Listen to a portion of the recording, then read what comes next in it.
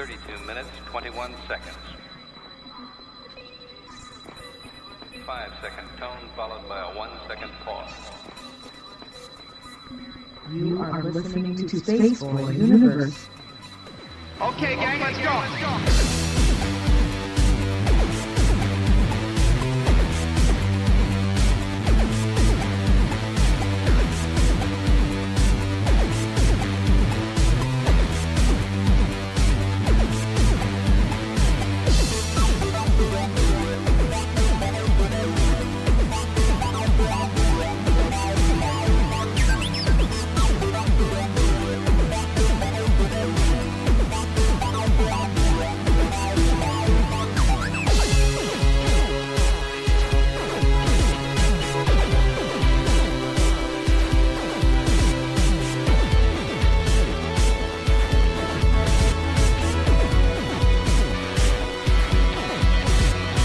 From the space city called Houston, Texas, welcome to Space Boy Universe, featuring Space Boy and the lovely Solana. So strap in and prepare for launch sequence.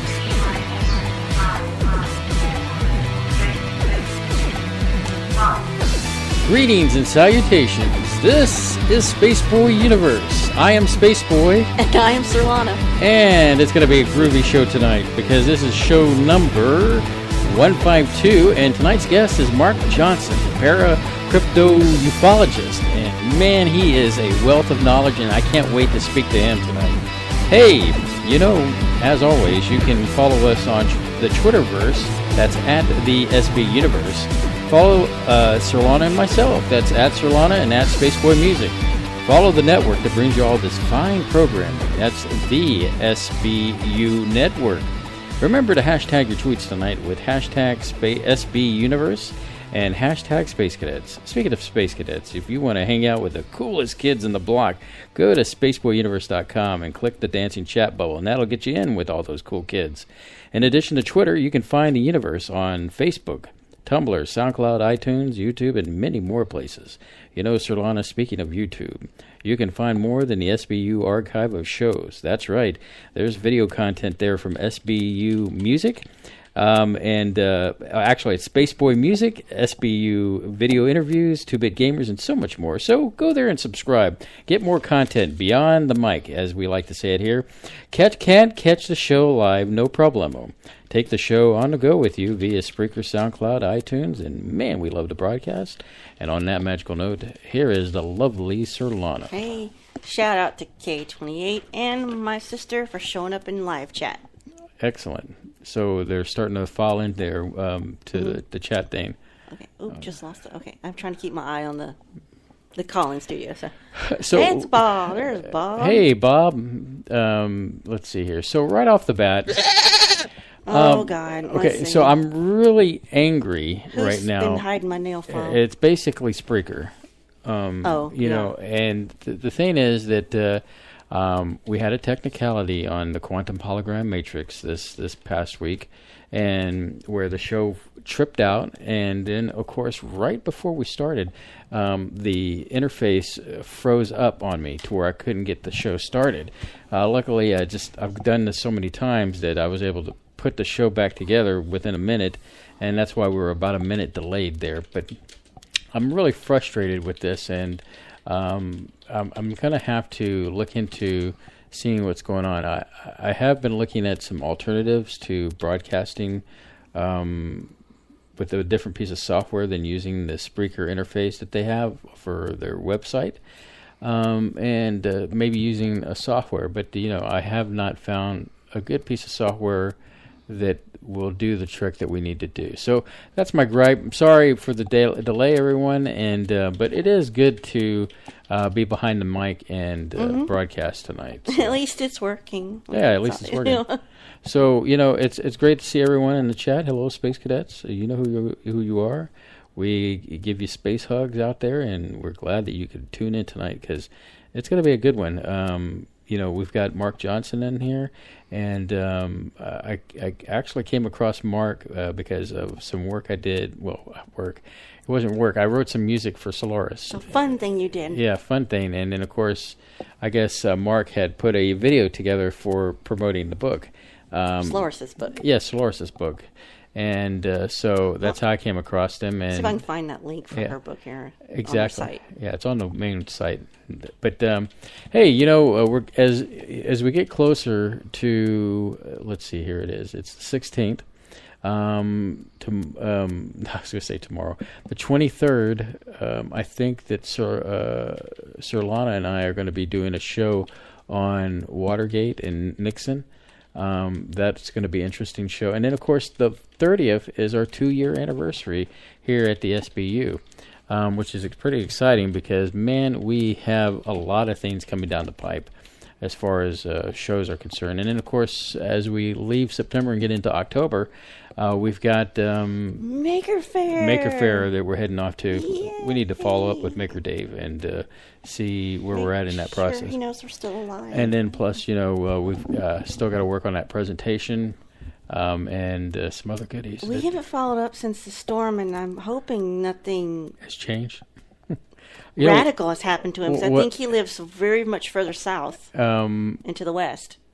Yes, indeed. I did see a Twitter posting where they were saying, "Hey, you need to be there at the Maker Faire." So, if as always, I know that he enjoys having us there, and if everything's a go, we'll be there for Maker Faire. And the nice thing about this year's Maker Faire, we met a lot of them at Comic Palooza because there was a Maker Faire section, and so now this time when we go back, more of the people who are going to be there will know who we are.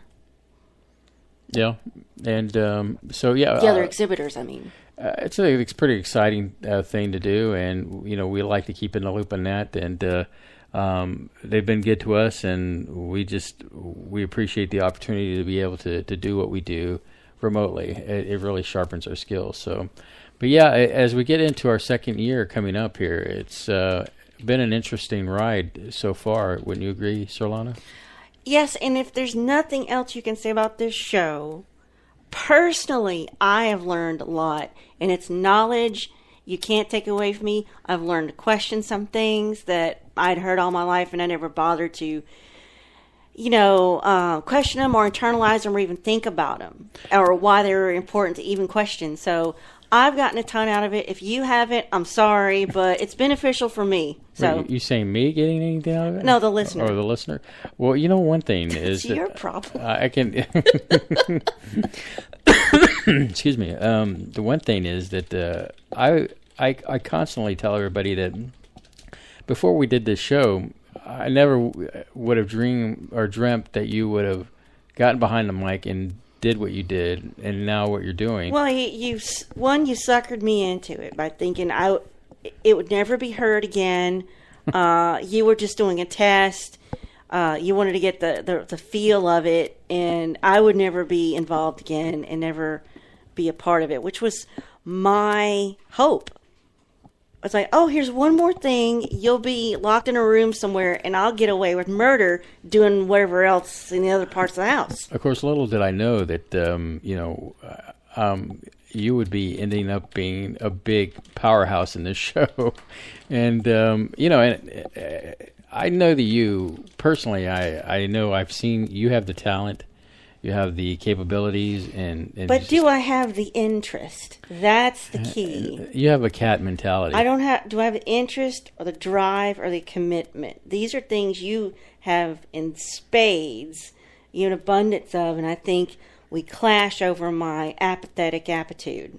Okay, what picture do you have for Kay? Well, I have to go take it during our first break. I know something I want to run in there and take a photo of. I just found the other day. Okay, well, I don't know if you saw this, Space Cadets. Sorry, controversy started now. Basically, Kay has been putting tech porn on the Uverse. Vintage tech. Yeah, vintage tech. My parents bought me a TI calculator when I was a kid. My back dad in the 70s. kept one. It was either TXI or it was a vintage Hewlett Packard, and he had it like in his nightstand, and the part where you put the battery in was gone, like the back cover, Right. and it had corroded Right. where the connections are. Right. But the actual, it looked so cool. It looked like something from Star Trek, you know. And then, Well, one of the cool things I thought was the LEDs. yeah, it had the green LED thing. Mine had red, and it was just really cool. There's something, you know, at that time, you know. I remember that year. Kay is going to love this, what I'm about to say. That year, I got that calculator, and they also bought me a train set. And, you know, so that year was really cool because they put it on a piece of plywood and they put the they did that with me too. Green felt. They did that to me too. They really went all out. I got a little train that just went in a circle. Yeah. It was on a board tacked onto some green felt. I don't know why that was a standard in the 70s. Mm. I don't recall asking for that, but I still thought it was the neatest thing. Mm.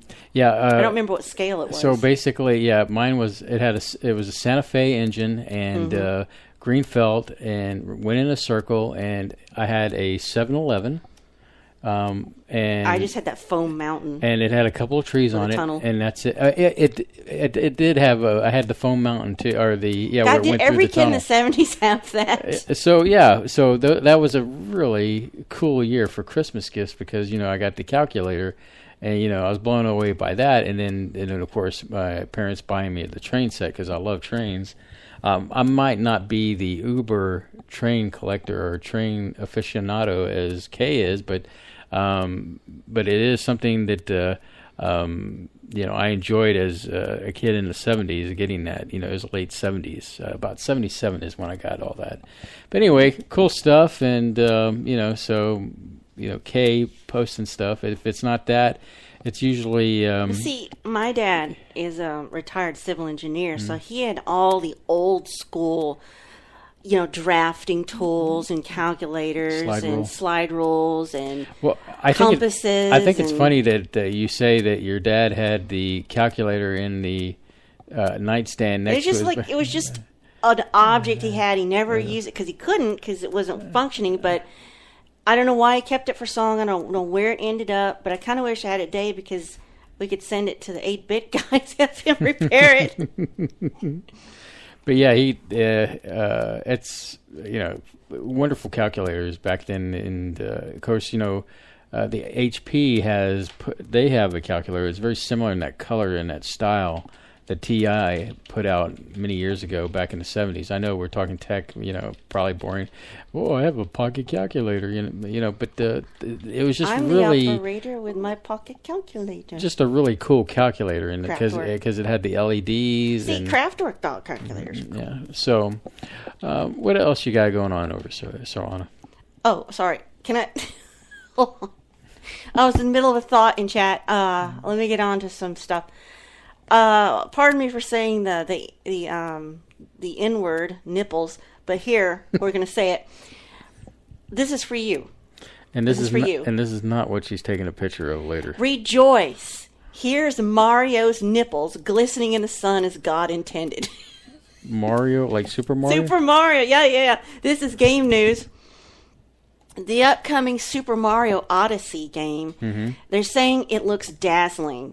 So it's going to take your favorite plumber. Actually, he's not a plumber. That's what they're saying, ex-plumber. Into a modern open world setting that has the series, kind of that surrealistic look and feel. But also it's going to add, they're saying delightfully discomforting. So I don't know what's going to be discomfort about it. But they're saying... people are trying to get used to the idea of our little Mario character with his human body, and as well as a realistic Tyrannosaurus Rex. It's going to be in the game. Yeah. But Yoshi will still be, cartoonish looking. Yoshi's supposed to be a salamander or something, or well, I'm not sure. I've never some kind of lizardy thing. No telling. It's going to be full of weirdness. Okay. Some of the videos we're seeing so far, he'll be in dimensions in a spaceship shaped like a hat, He'll have a frog. He'll hop off a New Donk City skyscrapers. And he will be taking off his shirt. What? And showing his manly chest. Well, I don't even know how to It's, respond to that. Hairless chest, taut chest, in a beachside setting. So, Okay, I'm gonna loss. link this. Yeah, I'm gonna link this on. Link it and Look, there's a close up of a screenshot of what we're talking about. So be warned. I'm gonna put it on my Twitter, but I'll include the universe. So well, you definitely can include see. the universe because not that I'm looking to look at Mario porn in any way, fashion, I'm form. going to put NSFP in the tweet. That's not safe for prudes. Okay. So, there you go. Let me. I should know And our as she own. types and gets that There up we go. There it is. It's Okay. tweeted. I just. It's just silly. You got to see. Oh yeah. Now he's got train porn. Yeah, I know. So, I just saw that from K20. Oh, look, there he goes. Mm-hmm. Wow, wow. But yeah, so there is a screenshot of a close up of what we're talking about. So Unfortunately, I don't get to see the picture still because the. I don't know if that is implied hair. Okay, I'll have to wait to see this later because Yeah, I'm afraid to even go to Twitter on the computer. Now, here's something I want you to discuss this. I don't know if you mentioned it last time, but I know you still feel strongly about it. And it is you still may have a chance at getting a Super NES Classic that fits in the palm of your hand. Well, I'm intrigued. I saw this news fairly recent. You know, the big brouhaha was that the NES came out and they only had a limited amount of units produced, and people were going off the deep end because what happens when you have a short supply of something? Well, the price gets jacked up from, people trying to make a profit off of it. And so I wasn't about to spend no flipping, couple $100 for this stupid thing. Even though I wanted this stupid thing. And so then when I heard that, Nintendo was going to go ahead and ship the new Super NES Classic, and then next year they were going to supply the NES ones. They were going to put more out there. Now, one, I want to make sure that, if it does come out, I'm not going to pay extra for them, I'm not going to pay $200 for this thing. I want to pay the $60 to $70 that originally was supposed to be the price point on this thing. And so if they do that, then I'll purchase one if I can get a hold of one. If not, and it's still the same thing, well, there's still my idea of building a Raspberry Pi computer. Yeah, but who's got the time? Well, they're not that complicated to build, the Raspberry Pi. And then, just a matter of slapping the thing together, so... Okay. So, yeah, my thing is, if they jack the price up, forget you, Nintendo. I'm not buying it. And I'm not buying I thought it was third party. Let me not say that word. Poor business management on Nintendo's part. Like, we're only going to give you this money. If you didn't get a chance to get it, screw you. Never, ever again. What is that? Is that to generate the need and the want? Well, I don't know if this was some kind of fancy way for them to test the marketing on it, or oh wow, there really is a market out there for this. Well, of course there is. I mean, these classic gamings, you've got people that are around our age that enjoy the classic gaming, Oh, you were watching a video about younger kids, maybe teenagers, playing classic Super Mario for the very first time. Oh, Classic wow. Super Mario. Could not, even Cortana kind of chimed in on that one too, and couldn't believe that they didn't know how to play Super Mario. I mean, and one girl, which cracked me up, she said, "Wow, this looks like Wreck-It Ralph," and I was like, "Wow," it's like. That's your only frame of reference? Yeah, I was like, I felt really old, and two, where are your parents? Why aren't they showing you this classic technology? And I mean, have you not seen The Angry Video Game Nerd? She could be an orphan. I mean, She must have been stranded in some island in the Pacific or something. Needless to say that, it was just amazing to see. And then I saw something, speaking of kids that didn't know old technology, there was a dad that showed these cassettes to his children. And he was telling them that it had, it's music on it. You could play it. And they were saying, well, how do you put the batteries in? And, a cassette. A cassette by itself, By not even a device to play it. I mean, one, I was sad as a musician because, as a musician, I would have definitely told my nieces and my, if I had children, I would have shown, what 8-tracks were, what cassettes were, what LPs are, and CDs. When I'd give them the whole history lesson to whether they liked it or not. Exactly, to appreciate the technology that's been before, where we're at now and where we're going. So, but yeah, it was amazing that the kids thought that, well, no, you plug it into some cord and it plugs into the TV, and then you look through the holes, and that's how you see and listen to the music. And I was like, wow.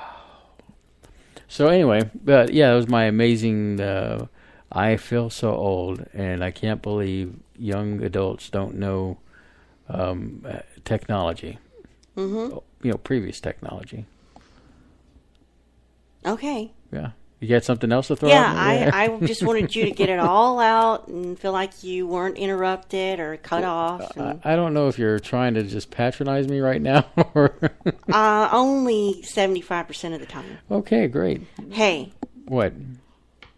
Could sonic devices have injured diplomats in Cuba?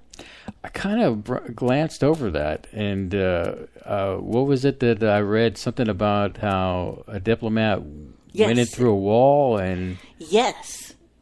Very strange. It says here there's a mysterious illness that's been striking people who are associated with the U.S. Embassy in Cuba. Now, the rumor is they think it's a secret sonic weapon, meaning using sound waves.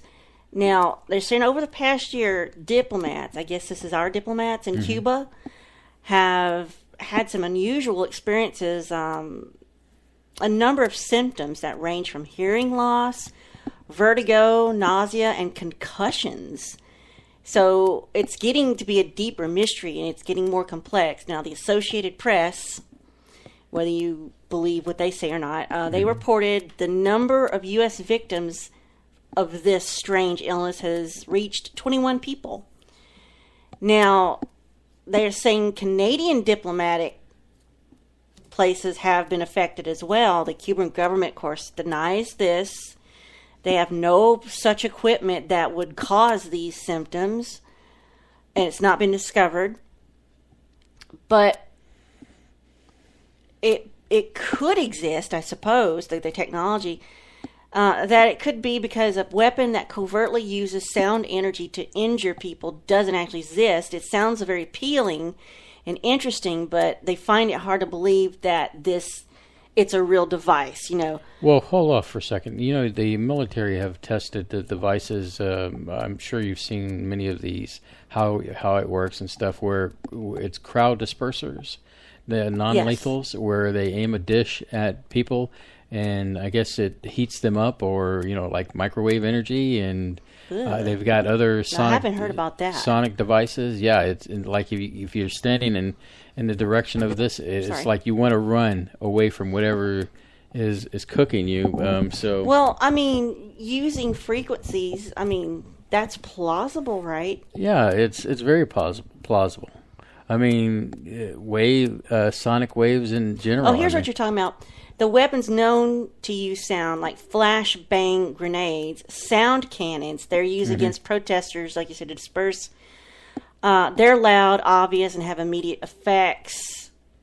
So, and they're saying a sonic weapon, based on what we know, seems unlikely, but U.S. government employees have been experiencing some kind of symptoms since December 2016, and they're saying they've had more incidents that have caused these symptoms, and they're saying the situation's dangerous. So I don't know where that would be taking place, what facilities that would be happening in beyond military testing or something. some of these incidents have they're saying allegedly have a covert sound weapon that operated outside the range of audible sound, and deployed either inside or outside residences. So I guess you could be in one room and do it through a wall, maybe? Would that work? I'm not an expert, but I could see how that might be plausible in projecting wave-type energy into a room to disrupt somebody like that, yeah? Well, they're saying based on the statements of unnamed U.S. officials, other attacks have produced a loud buzzing or scraping noise. Anonymous government sources told CNN. Incidents may have happened at night when victims felt the vibrations or heard ringing noises near their beds, at homes, at a hotel. Silence would be unusual for a weapon that uses sound energy to, like you said, disorient, incapacitate, or deter people, to get them to stop doing what they're doing. But, vibrating a person's inside of frequency, I don't know if that's plausible, to stun them or liquefy their bowels and reduce them, they say, to a quivering diuretic mass. I don't even want to read this anymore. Well, I mean, even in music, the infamous brown note. Yeah, but they disproved that on Mythbusters. There was an interview with Marilyn Manson, and he purposely writes music in a certain degree. There is the ability to use sound waves, and I know because of the other material I've read out there, to make one feel uneased or to make them feel sick. Maybe it sounds like a great show that we should look into to do later. But the brown sound. But at the end of the day, you can use sound to break glass. We've done a show or two about frequencies, but I don't know if we've discovered weaponization of it. Now we could have Solaris on for that, I suppose. Mm-hmm. Yeah, we should definitely get her on. Speaking of which, we had a chance. Patrick Sporer was on Solaris' show last night, and we stopped by to say howdies and just chime in on just a few things. We listened to the show and we called in. Yeah. It was a great time. Solaris is we're a big fan of hers, and apparently she's a big fan of ours, and we don't know why, but at the end of the day, it's good to have friends like her. So we wanted to say thank her and Tina of K-Core Radio, that they're just awesome people to be around and talk to. I know there was something else I was going to say before we go to break, Sir Lana, but I don't know what that was. You didn't tell me. Fiddlesticks. Was it about anything coming up or something that happened to us, or? No, I can't think of anything. So must not have been important. I'm sure it'll pop up later, and we can kind of go from there. But let's see here. Close that out. All right, so you're listening to Spaceboy Universe, and I'm Spaceboy, and she's Sirlana, and we'll be right back after this. You are listening to Spaceboy Universe on the SBU network. Explore the universe with Spaceboy and Sirlana. This is a test. This is a test. This is a test. Test, test, test, test, test, test. This is a test to the SBU network.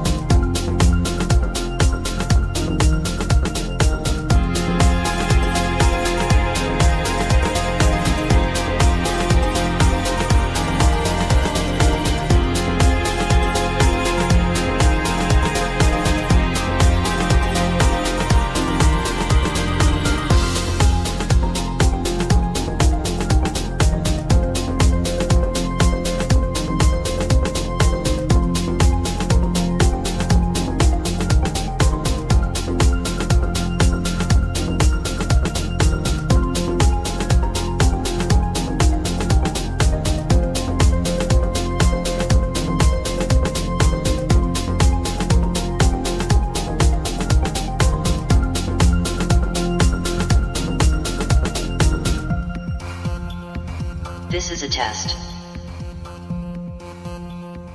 This is a test. This is a test. Test, test, test, test, test, test. This is a test to the SBU network. Mark Johnson has been interested in the paranormal since he was young. He formed his own research group in 2004 and since then has investigated numerous haunted locations throughout the United States. Mark then joined up with Irene Allen-Block in 2014 to help run SRI, Supernatural Research Institute. Mark also holds an interest in many other aspects of strange and paranormal, which have made him the perfect choice to co-host Paranormal UK Radio. Mark has appeared on numerous radio and TV shows, including A&E's Paranormal State, the Travel Channel's Most Terrifying Places in America 2, SyFy's Haunted Highways, LivingTV's Paranormal Survivor, and in addition, he is the co-owner of Glannant Ty Publishing. Please welcome Mark Johnson. Hey, Mark. Hey, thank you for having me on the show. It's a pleasure to be here. Oh, the pleasure is all ours. Well, you know, Mark, I have to start by saying that initially how I came across you was that I had done music for Solaris Blue Raven in her new book, and I believe that you put that music to a video, and I thought, wow, that was really cool. And that's the beginning of how I got in touch with you, and we became friends on Facebook. And, of course, you know, I've noticed a few things along the way, how we seem to have a lot of taste in common. So it's worked out really good. And so I guess at some point I thought, you know, I'd really like to get Mark on the show. And here you are. And we really appreciate you taking the time out in your busy schedule of all the ABCs of 1, 2, 3s of what you do out there. Yeah, I got many brands in the fire these days. So tell us a little bit about yourself, Mark. I mean, tell the Space Cadets a little bit. I mean, we did a little brief bio, but, you know, it goes a long way with what you could tell us. Okay. Well, let's see. I've been a paranormal investigator for about 17 years now. I was living in New Jersey when I first started. I had, you know, as I mentioned, I've always been interested in the paranormal, kind of dabbled with it as a kid. I caught my first EVP in the early 80s, and that was back before they even coined the term EVP. Mm-hmm. But I really didn't get into it until I moved to New Jersey and I started living in this house that turned out to have some paranormal activity. And after a while, I was hearing my name being called, feeling weird presences at night, and I even started experiencing, sleep paralysis, which is the first time in my life I've ever experienced that. So I called a local group, and they came in and investigated, and it turns out I started investigating with them, and I was hooked. So I joined them, worked with them for a few years, and then in 2004, formed my own group, New Jersey Paranormal Research, and we were active for 10 years in the state. And after a while, things, you know, how groups tend to do, some people start going their separate ways. Mm-hmm.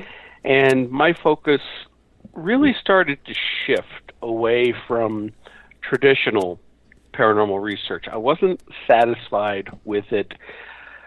Not with the way that so many groups form, and, you know, thankfully we had the opportunity to form and be active before the television shows came out. Before Ghost Hunters and Paranormal State and all these other shows who, you know, warped young minds to think they could go out and become paranormal investigators and think that that was the way to do it.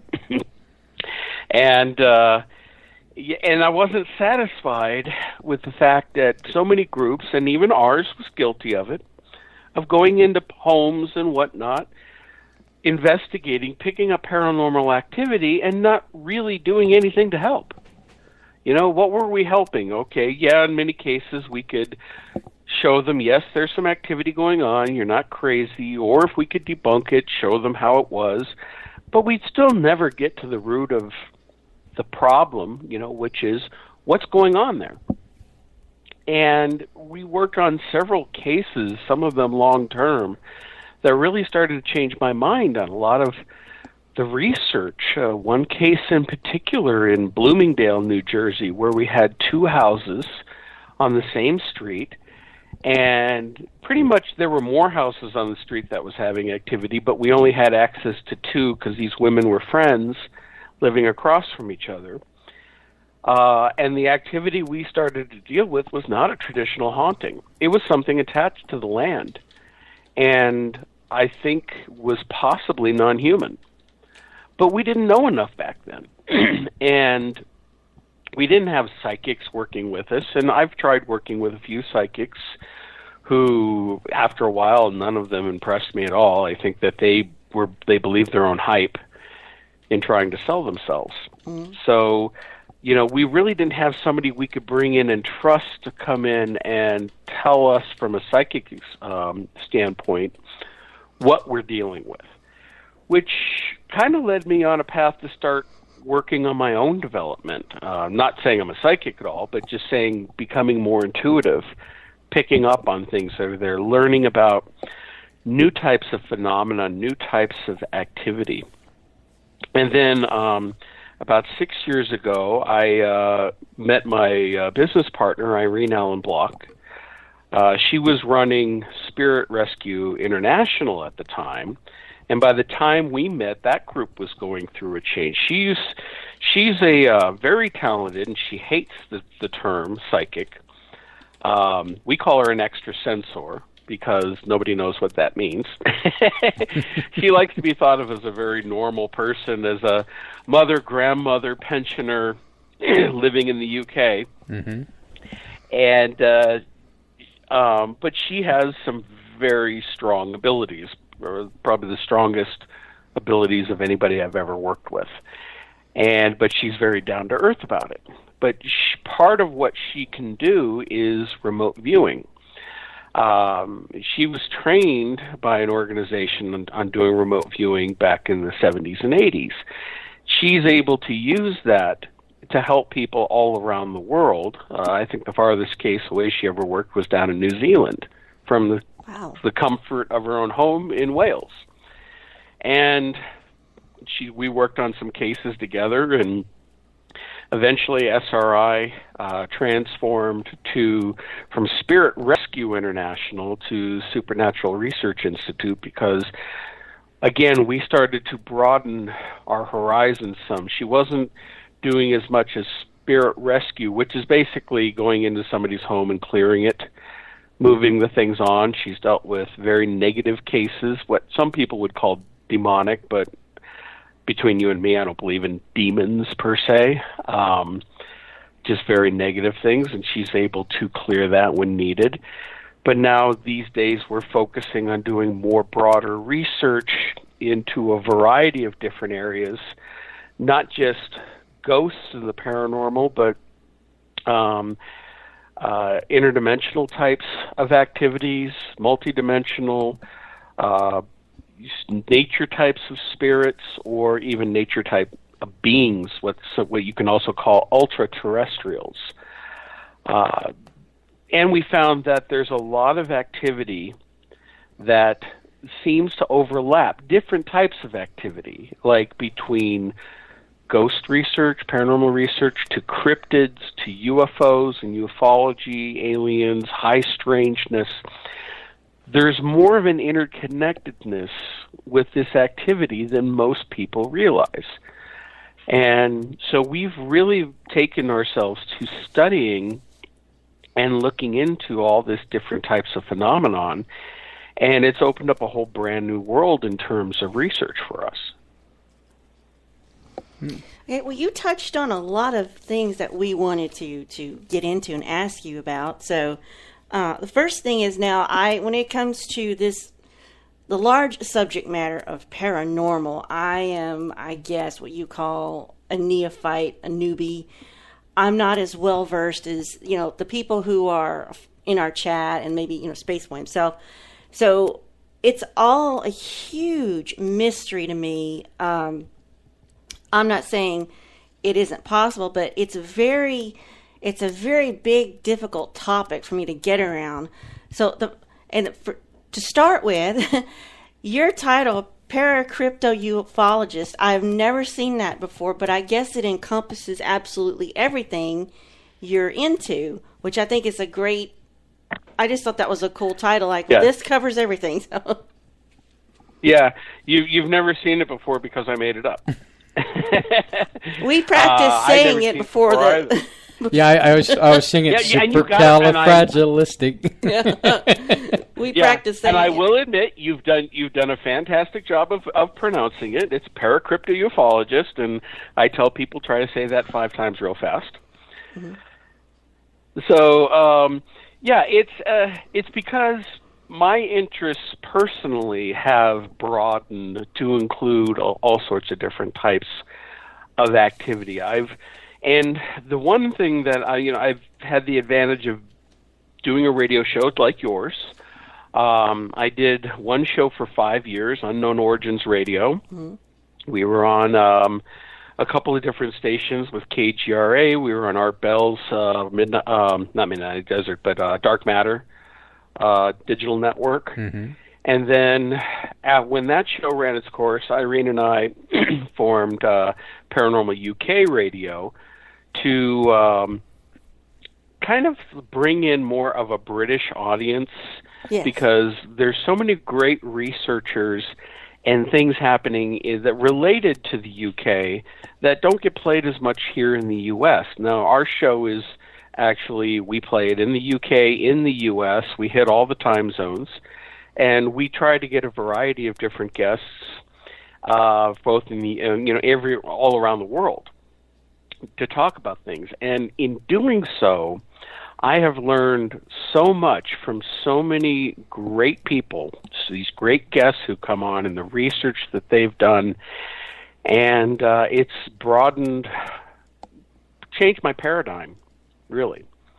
And I've also been on my own spiritual quest for many years, and learning things from a non-traditional standpoint, and looking into things, everything from, shamanism, Native American types of religion and philosophy about spirits, that when you start looking at the Aboriginal cultures around the world, whether it's Native American, South American, Australian, even in Europe before Christianity took hold, these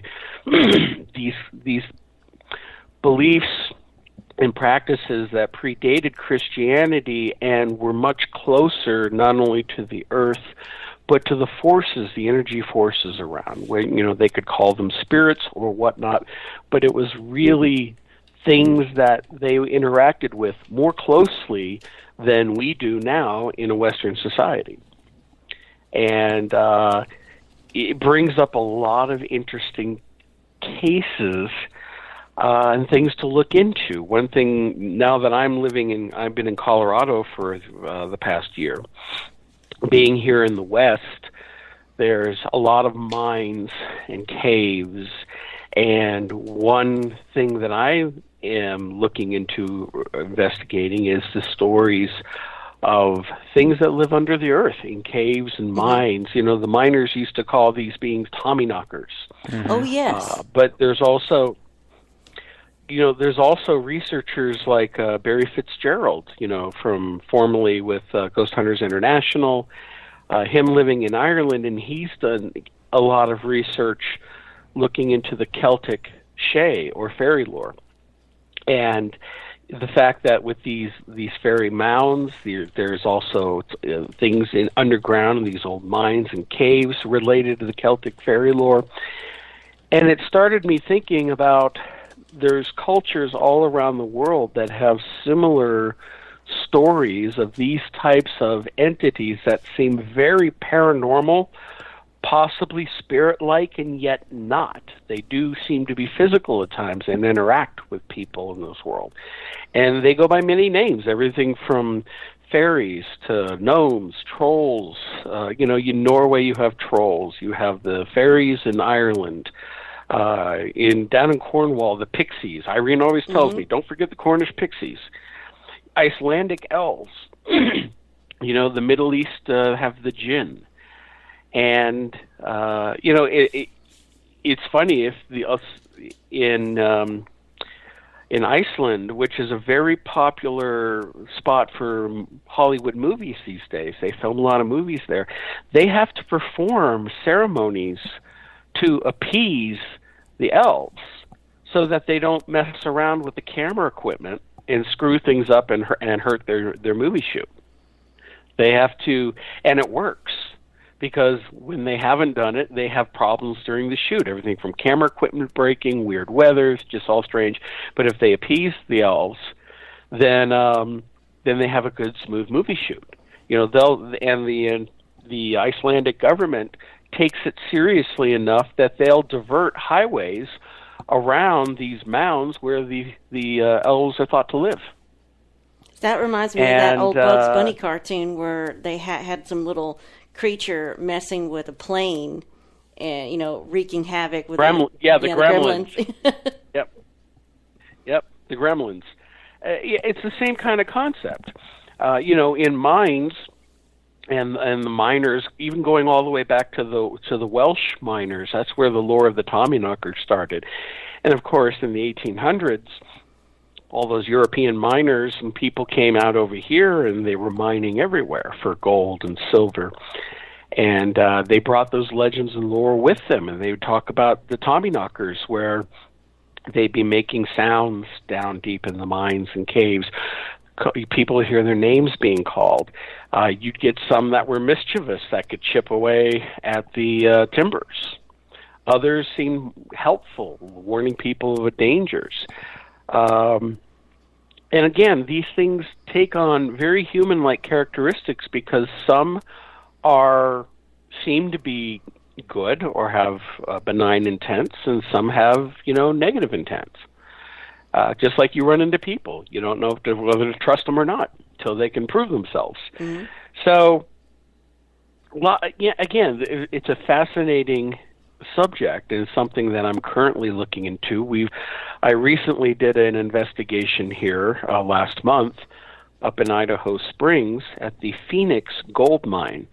Now, this location was featured last year on an episode of Ghost Adventures, and unfortunately, the owner and the employees at the mine weren't very impressed with what happened in the episode.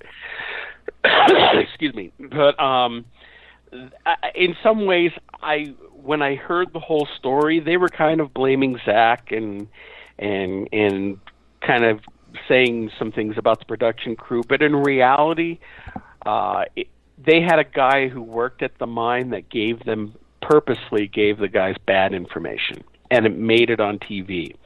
You know, and you can't control something like that. If you show up at a location to investigate and somebody tells you a story, you know, about somebody was a warlock and practicing black magic in the mine, you're doing a TV show, they're going to run with that. And then later it turns out it was total BS, because the guy was screwing with them and wanted his fame. Well, they fired him after that. He no longer worked there after that episode, but still it brought a bad taste to the experience for them. But when I was in there investigating, and I was in there by myself with one of the guides who's also a miner and an investigator, and we had activity all night long between hearing voices deep down in the mine. And it's not like the mine goes on forever. It goes back about a few hundred yards and dead ends. But you're still hearing voices back there. And the mine's closed. We're the only people in there feeling sensations. And this is where one of the things that I'm trying to do is develop my own intuition to be able to feel things more. Equipment and, you know, audio equipment and video equipment, night vision, full spectrum. I even have the Kinect system. I've made one myself. Thermal imaging. It's all great, and it's good tools to capture something to look at later. But sometimes you got to feel what's going on there, and your body will give you signals to tell you when things are around if you pay attention to it. And that night it really worked for me, because I was sensing several times when there were presences around. We had an angry presence around us at one point.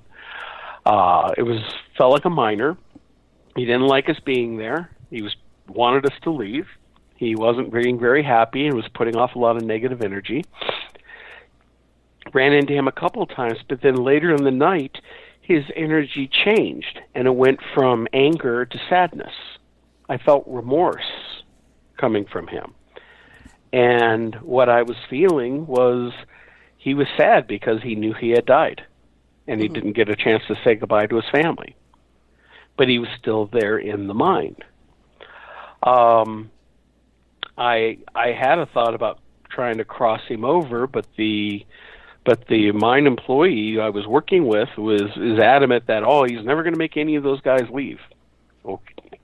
I didn't want to make them upset by crossing over their ghost, but so I kind of left it alone at the time. But we felt that, and then another time later in the night, I felt another presence, a very strong presence, and it did not feel human. It wasn't malevolent in any way. It was just strong and there, to the point where we were feeling an icy wind coming out of this one drift, this tunnel that dead ends, and there's no gaps or cracks or portals going outside, so there should be no airflow coming through this blocked off tunnel because the portal's behind us. And yet an icy wind came through, and it was so cold we were seeing our breath, and my nose was freezing up. So something was letting us know it was there. Do you ever get afraid in situations, or you've been doing this long enough to know everything will be okay? You know what? I don't get afraid. I'm curious. I'm the guy that if I heard something or whatever, or saw something, I'm running towards it, not away from it. Because I want to know. It's not like a bravery thing. It's just that I have such a curious mind. I just want to know. What is it? What is that? What can I experience? What's going on? There have only been a couple of times in the years I've been investigating where I've gotten, I don't want to call it afraid. It's an anxiety. Mm-hmm. And usually I get that when something is working on me to get me to leave. It's messing with my body and causing my heart to race. It's like a sudden anxiety coming up, and you start to become uncomfortable and you want to leave an area. And that's a manufactured feeling that what these things are trying to do is get you to leave. And you can fight it and not let it have its way. Now, that's not to say I don't get creeped out sometimes. Yeah, I mean, I can get a little creeped out. I'm a guy, I can go down into a basement with no lights on and sit down there by myself and usually not bother me. But I also remember I did an investigation once at Rolling Hills Asylum in Bethany, New York, which is an awesome location. And, having to walk down a long, dark hallway by myself to go pick up a camera, you get a bit creeped out. Well, your own brain can do things to you without any external force to get you, kind of get you going. That's why I stay out of places like that, because I'm more afraid of possibilities, like homeless people who are not all there mentally, things that could actually happen more than things that are not, solid. Crazy people dressed as clowns. Yes. Oh my God! You know what? I saw the It movie, and you did. It's like, and I'm looking at the Pennywise the clown. I'm sitting there going, I would have knocked that thing out in a heartbeat. Not scary to me at all. The Ray Brower kid, the mean kid, he scared me a hell of a lot more than that clown did. Well, I listened about the backstory of the It creature, and some about it's really an alien from another time, and like back from the center of the universe or something like that, and it can shape shift and produce, hallucinations. If you've never read the book, actually, you know what? It's not a very good book. King wrote it when he was whacked out on cocaine. It's 1,000-something pages long, and it could have been half that length. And it was an okay book, but it was literally all over the place. Mm. And scary clowns, creepy clowns scare the heck out of everybody these days. But you know what? I don't find things like that scary. So, yeah, I'm not worried about that. It's like, you're right. It's the living scare me more than the paranormal. Well, we're about to come to the break, and I want to propose something for you before we go to the break, and when we come back, we'll discuss. Is that how do you balance between wanting to know, that I call it the Mulder-Scully effect, between wanting to know and having a healthy dose of skepticism? So don't answer that just yet. So let's go ahead and take our break. You're listening to Spaceboy Universe. I'm Spaceboy, and Sirlana's across from me. And on the phone, we have the wonderful Mark Johnson. So don't touch that dial. We'll be right back after this.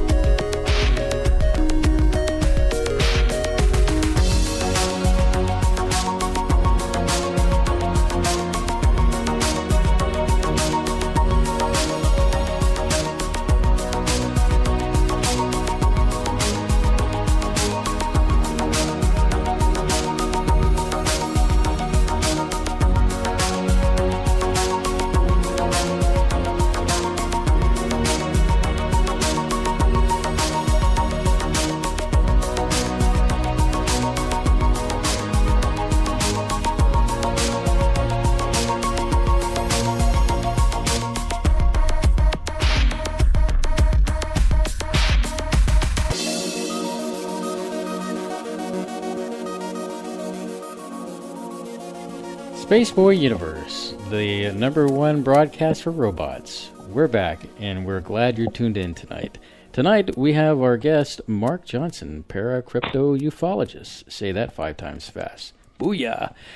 So before we went to break, Mark, I had proposed something to you. How do you balance between, the healthy dose of skepticism versus the I want to believe, and to try to make a case solid in when you do your investigations? It's a fine balance, because what's the old saying? It's good to have an open mind, but not so open that your brains fall out. But see, I came from a background where I was I believed in the paranormal, and I believed that so many things happen to people, doing so many investigations and having personal experiences. You still always have that healthy skepticism. And, I've dismissed evidence where I'll hear something, and then let's say you're reviewing some audio recordings, and you hear something in the background, and it sounds like a great EVP, but one thing I'll do is start, okay, when did this happen? Where is everybody? And more times than I hate to admit, you find out that it's one of your crew members, or even worse, yourself. And you didn't realize you were talking, or you did something, and it was contamination. So you have to throw it out. So you really have to be aware of your surroundings.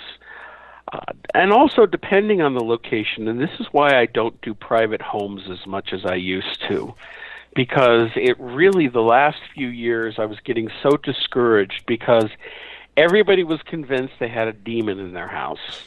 And everybody had watched too many paranormal TV shows. Or then you find out that this one case, they wanted to write a book on what was happening, that their son was being oppressed and actually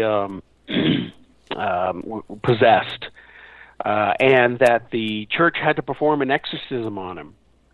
And when you start reading into it and doing more research, you find out not only was there no exorcism, they prayed over him once, and mostly to appease the parents who wouldn't shut up about it, and the fact that the kid wasn't possessed, he was a brat going through puberty, and the mother who was on California Psychics every day, and that's where skepticism comes in, because you need to weed out the crazies.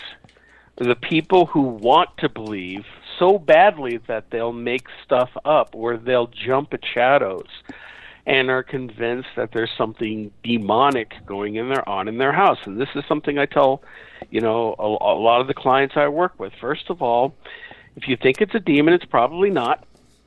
And I will admit, in the 17 years I've been working in the paranormal, I've never worked a demonic case, because they're that rare. And now I know people like John Zaffis, who he's worked plenty of demonic cases. John's a really great guy. In fact, I helped them once. I got him a case for the Haunted Collector show.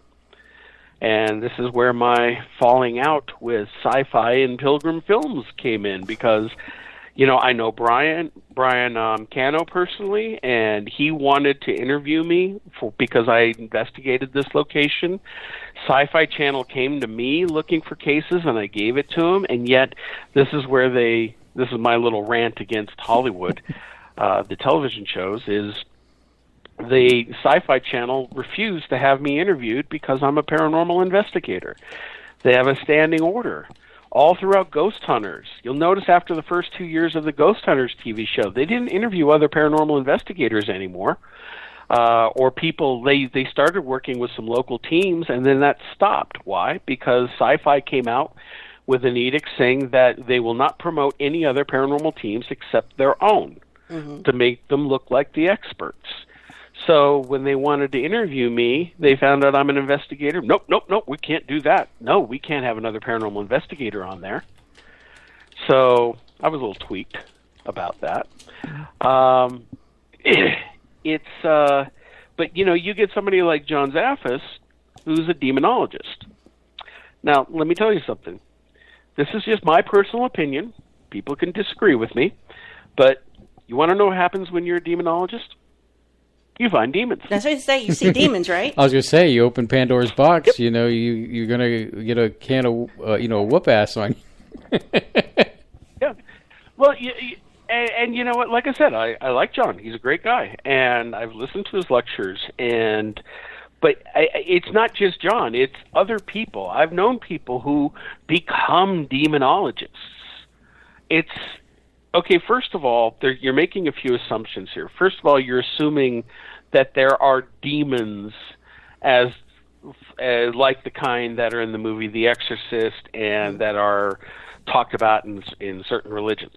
Okay. I don't believe in those. I believe that there are some entities or some forces that can be very negative and nasty, but are they quote unquote demon from hell? No. Then what would you call them, Mark? I mean, if they're not demons, I mean, I've always gotten the impression that that the demons that we speak of are more extraterrestrial in nature, and from what I've read, or interdimensional. Or interdimensional. What say you on that? They could be. They could be. That's an interesting idea, and I know some people have leaned towards that. The one thing, and again, a lot of it I'm going to put back on my partner Irene and what she and I have learned together. Now, she has worked. While I've never worked a really negative case, she has.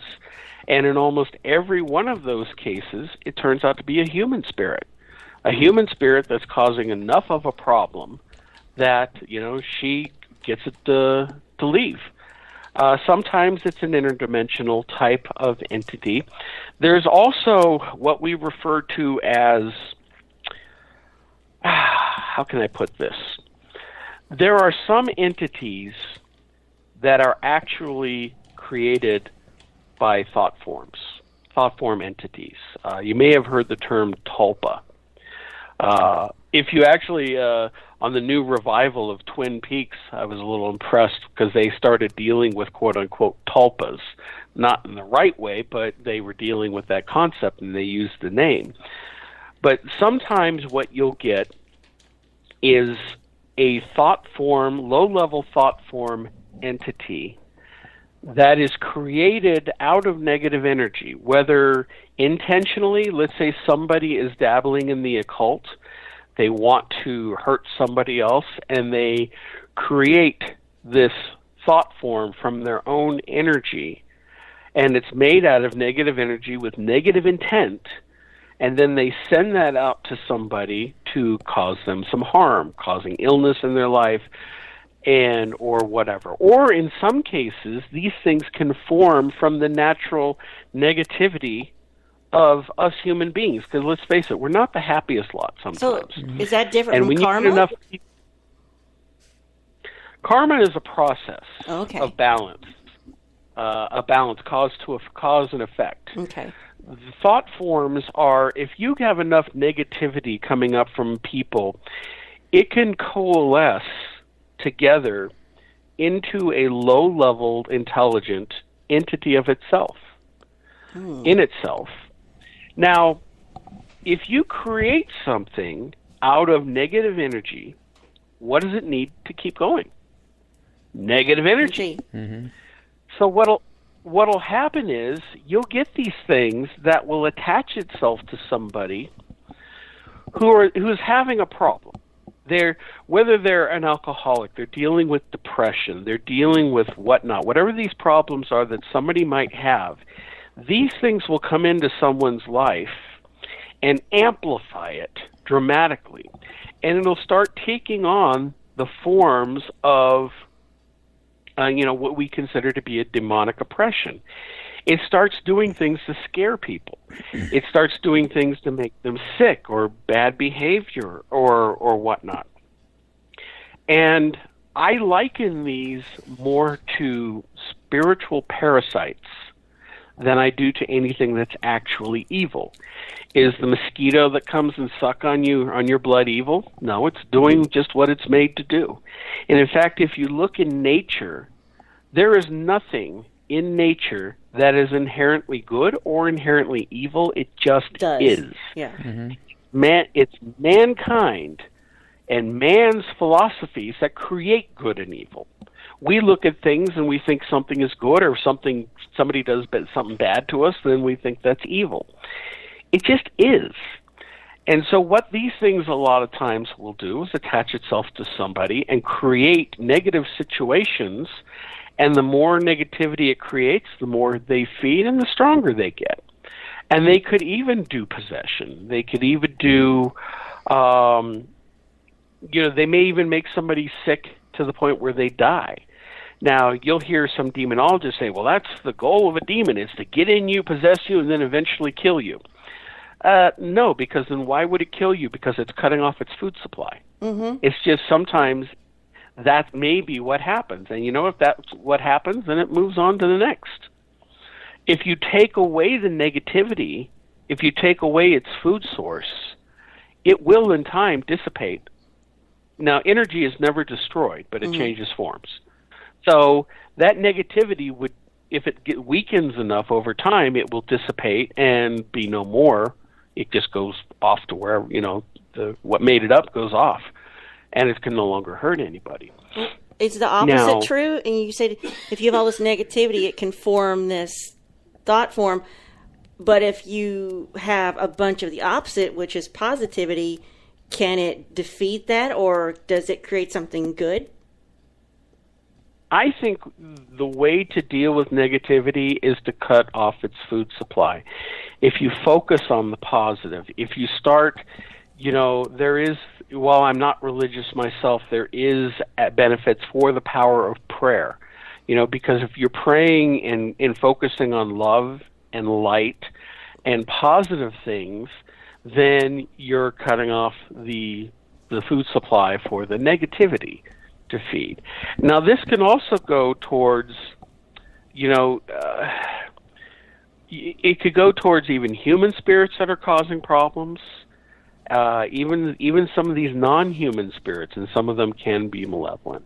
But when you get a lot of these demons, and let's say here in the United States or even in Europe, it starts saying it's Satan, or what's popular right now is these Zozo demons or people in the Ouija board, and they get Zozo coming through. And of course, when you hear the name Zozo, what does everybody do? They freak.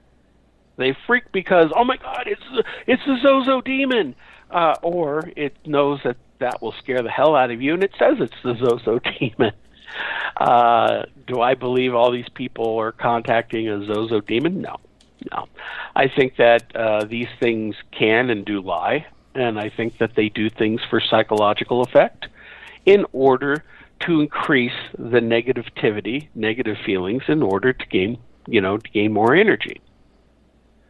So, and even in religious aspects, let's say a Catholic priest comes in and they're spraying holy water on someone who's possessed, and the thing seems to be reacting. And the power of Christ compels you, and it seems to have a reaction.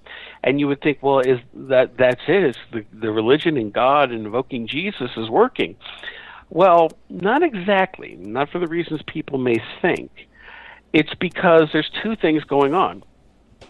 First of all, if you have a human spirit that maybe does believe in all that when they were alive, they'll have that belief system, that same belief system, and that could be used to work against them psychologically.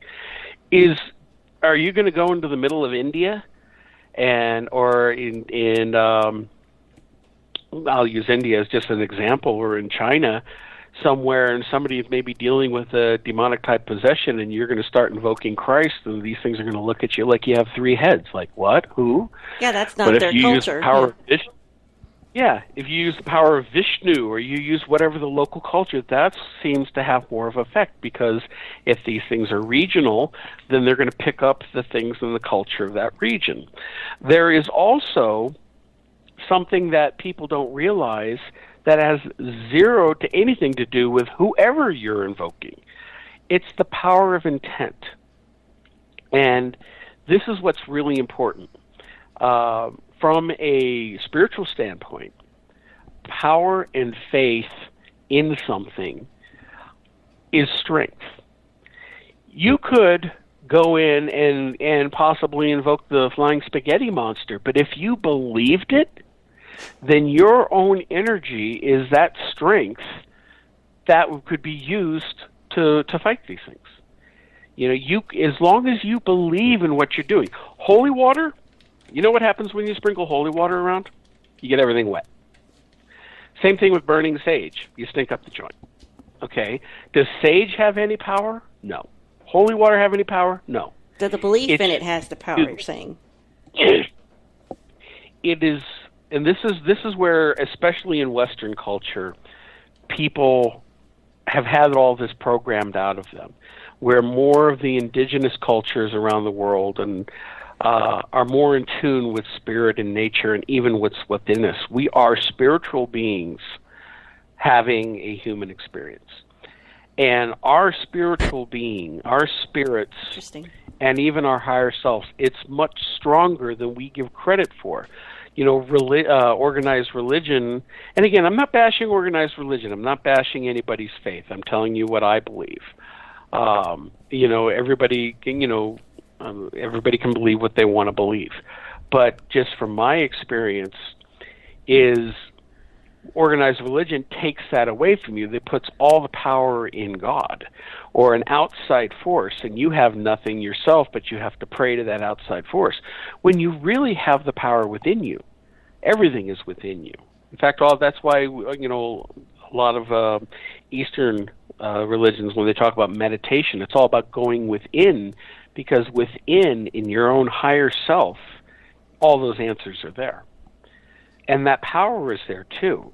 And you can tap into that in order to work and fight with some of these things if they're causing problems. My partner Irene, when she goes into these locations and she goes in remotely and she sees what's there, and it might take a few remote views for her to get in, she'll see what's there, and then from there it's a battle of wills. Now, she always wins because she's stubborn as hell, and I know, I work with her. And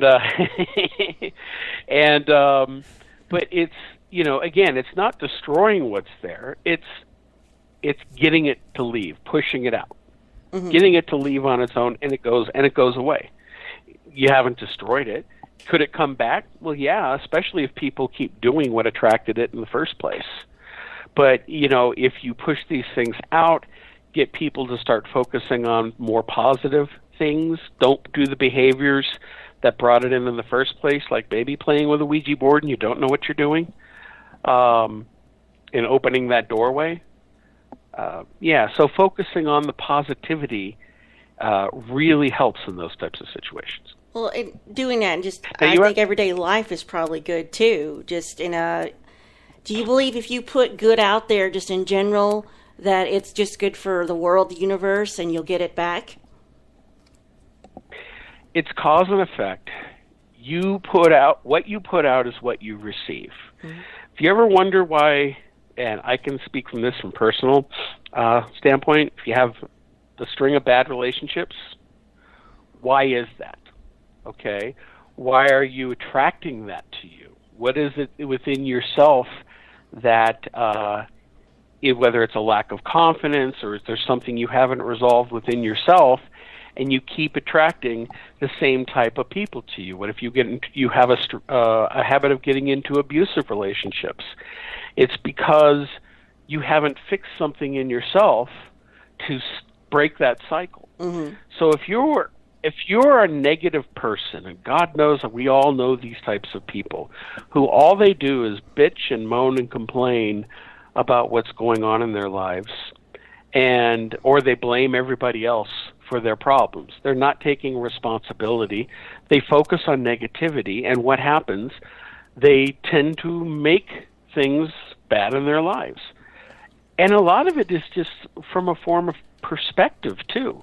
The same thing can happen to two people, but if you have a glass is half empty person, they look at it as a bad thing. You have a glass is half full person, they look at it as a positive thing, or maybe a challenge or something to learn. So yes, attitude is everything. And if you tend to try to focus more on the positive in your life and making positive things happen, guess what? They're going to start to happen. Because then you start building self-confidence. You start building a positive attitude. And that's still not going to stop bad things from happening in life because, hey, that's why we're here. It's life. But you'll suddenly find that your attitude on how to resolve the problem and get through it makes it a lot easier to deal with than if you were wallowing in the negative. Fascinating. And that's what I think my husband here keeps trying to hammer the point home to me about being Positive too negative too often and not allowing possibilities. I agree with you. And a lot of what you're saying here, Mark, is that, me personally, I've lived life and, I've had to deal with some pretty tragic and down sides of my life. And to say, am I angry about it? Maybe to some degree, but am I going to put my best foot forward and try to be hopeful for the future? I think that's what needs to be done to squash that negativity, to squash that anger. You need to do that. And you put your money where your mouth is. No, it's a struggle. It is. And I mean, okay, Mark, usually I talk to Sirlana on my way home. That's probably my worst time dealing with traffic, but and I'm really not myself during that time. A lot of four-letter words. So I admit, I get angry at the traffic, but what I'm saying is, as life as a whole, and you will agree to this, Sirlana, is that I try to be hopeful in a lot of cases to, put out that positive energy to like, hey, it may seem dark now, but if we just move a little bit more forward. And I should stop making fun of you for that. Too. And I really should. And that's my struggle is that, she takes this cat mentality. You know how cats are, they're just indifference to whatever. But at the end of the day, I guess what I'm saying is that without hope and that positivity, we're just opening ourselves up to the elements out there that will want to possess us and put us down. Yeah, and our society doesn't help.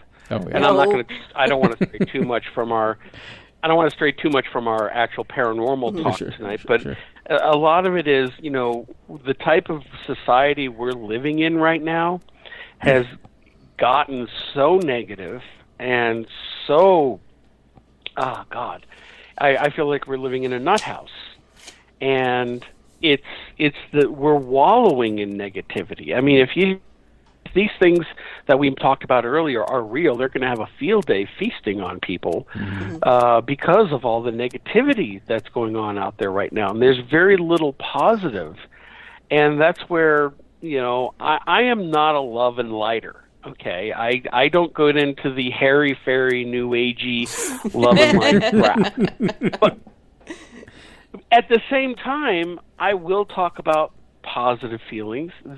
You can use feelings of love to turn some situations around, and if you work on yourself, there's nothing wrong with love and light as a certain concept of how to live your life. But these people who think that, the angels are this and everything's love and light, and it's like they're looking at the world through rose-colored glasses or sticking their head in the sand, because there's still a lot of reality out there, too, we got to deal with. Well, we had a terrible situation that the entire city of Houston turned it positive, and it was just like seeing a miracle where people are just, giving and giving and giving and helping. It was just... We're still bragging about it. Well, here's the thing. Isn't it amazing how it takes a disaster in order to turn people around? What people were doing down there in Houston was phenomenal. Everybody putting aside differences and running down there to help out. Even after 9/11, how everybody was coming together and helping each other. And you know what? It sounds like a terrible thing for me to say this, like I'm a horrible person, but I sometimes think we need more natural disasters or things like this to happen to break us from this cycle of hate and negativity. Well, we're getting plenty of them, aren't we? Yeah, we are.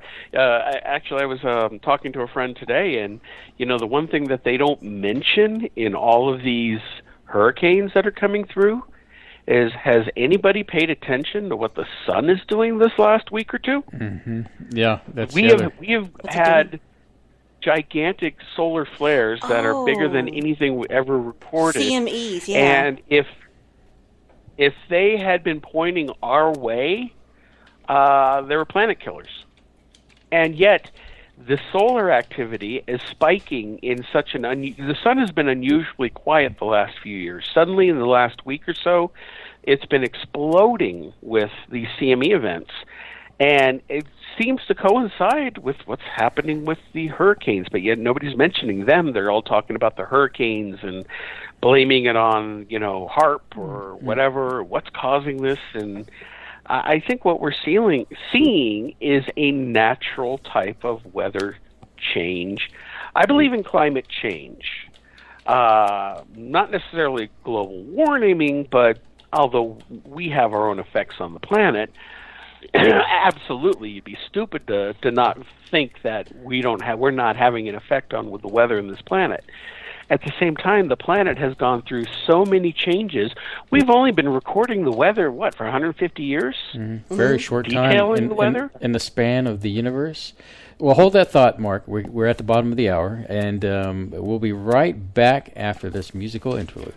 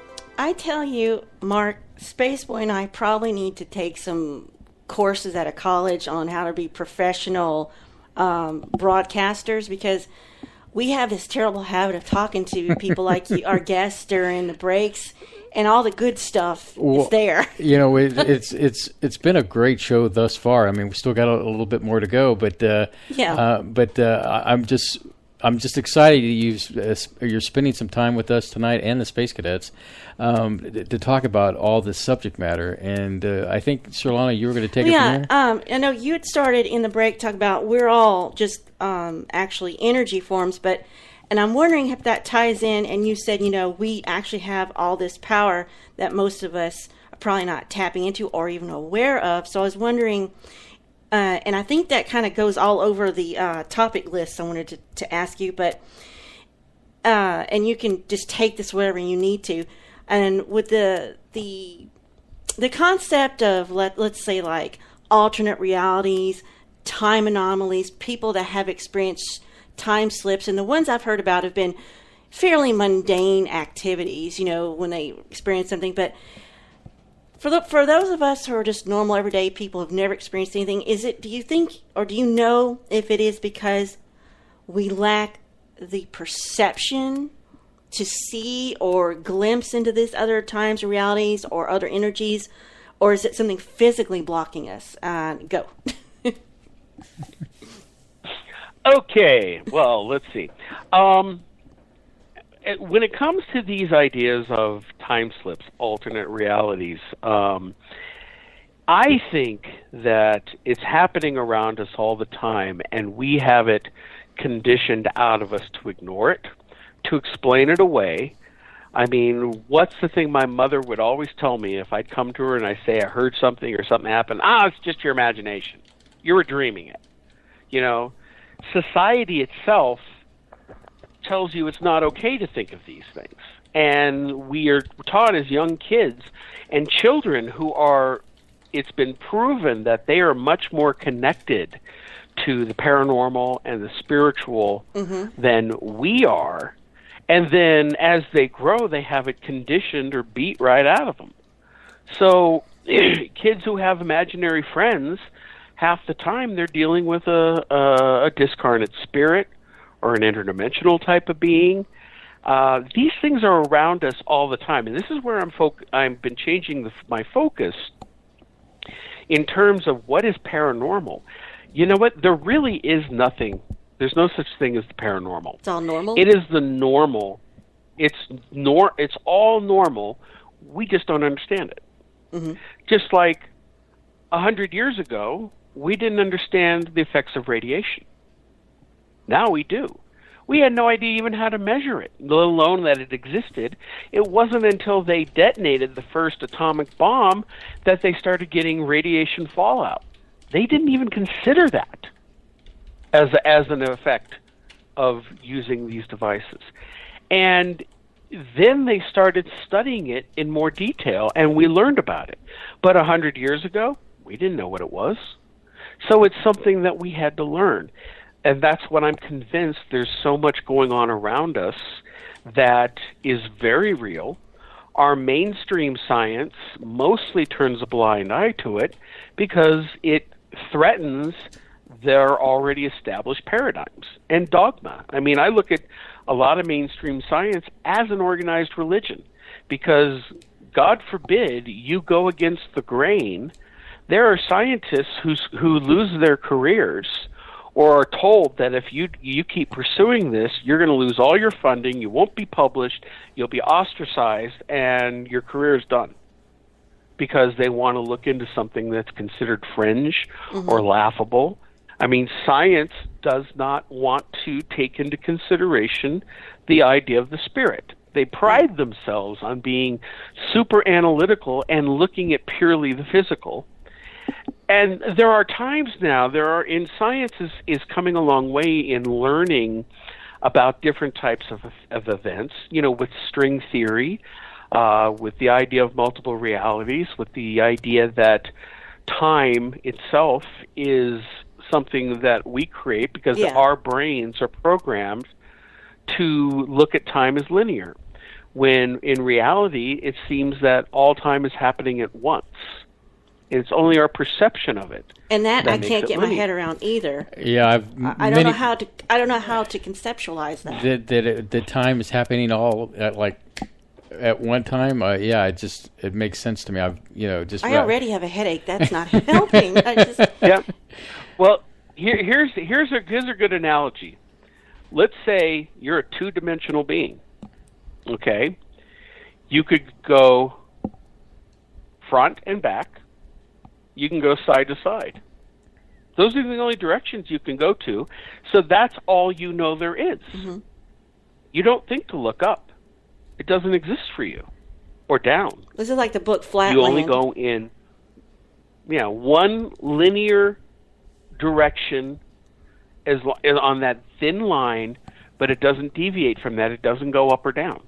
And that's where a lot of this falls in for us.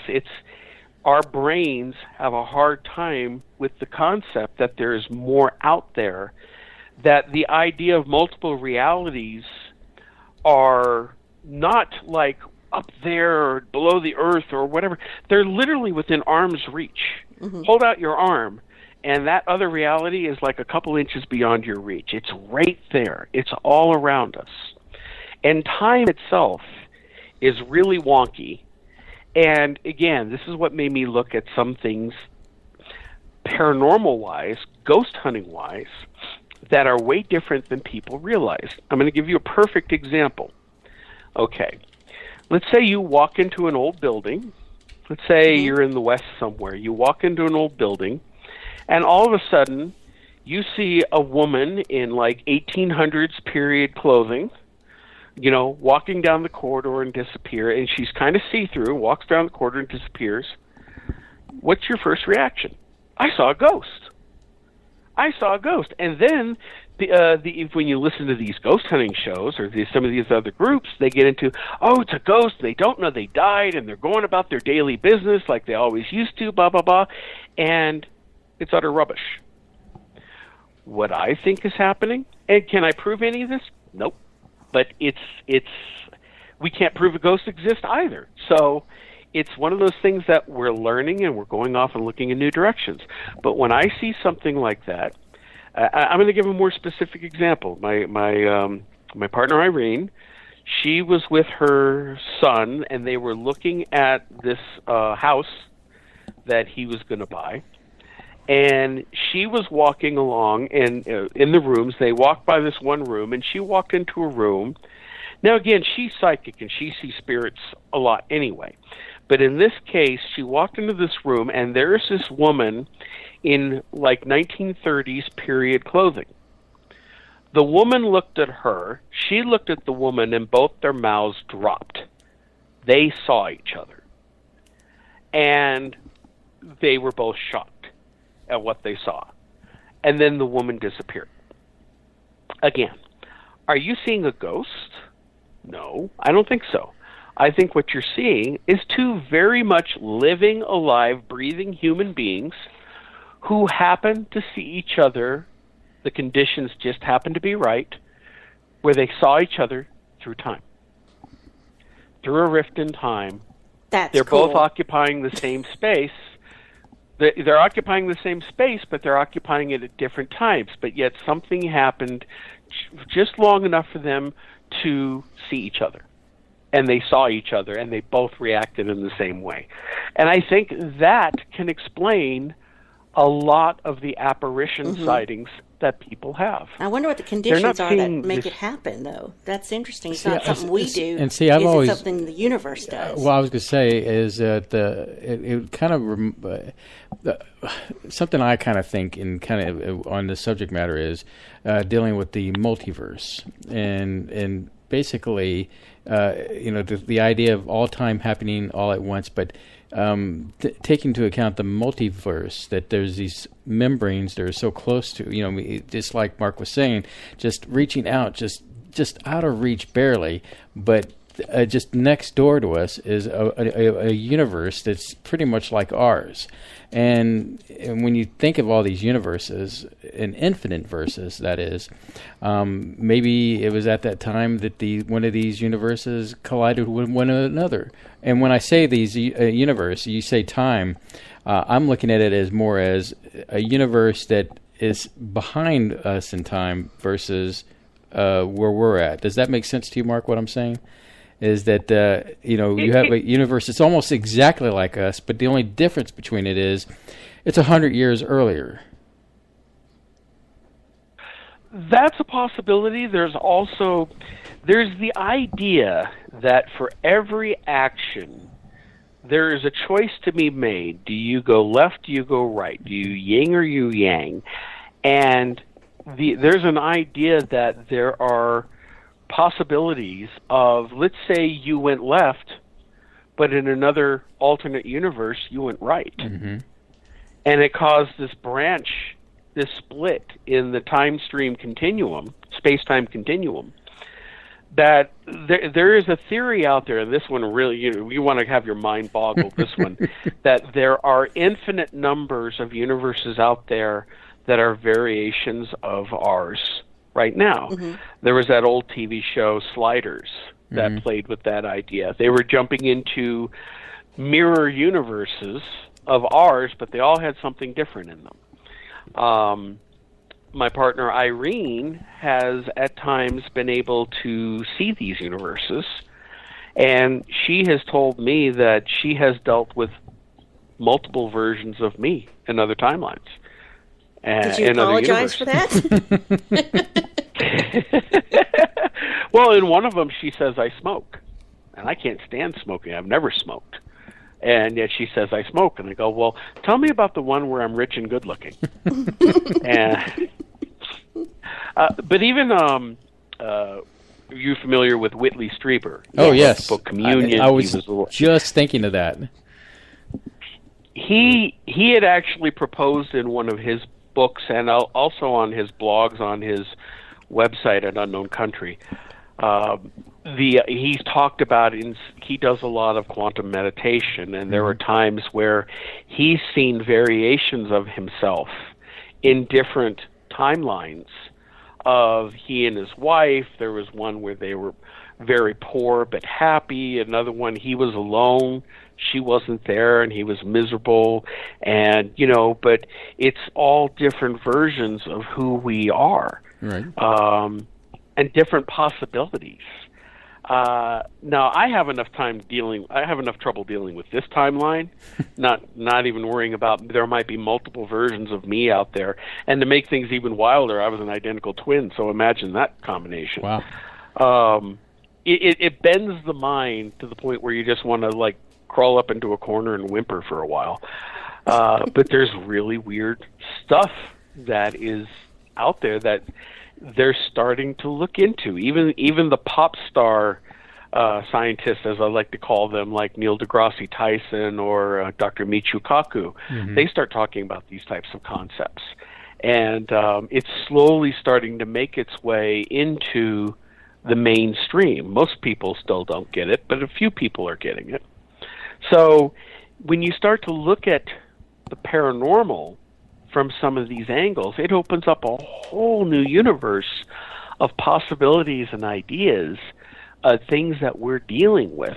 That's why in a lot of cases, and I'm going to sound very arrogant and conceited here, and I don't mean to sound that way, but I've considered a lot of the people that are in the paranormal field are still, if you equate it to being in school, I still think that they're down in second or third grade in elementary school, and I'm at least in high school or maybe early college level, because of breaking those boundaries and looking beyond the traditions of what we think we're dealing with.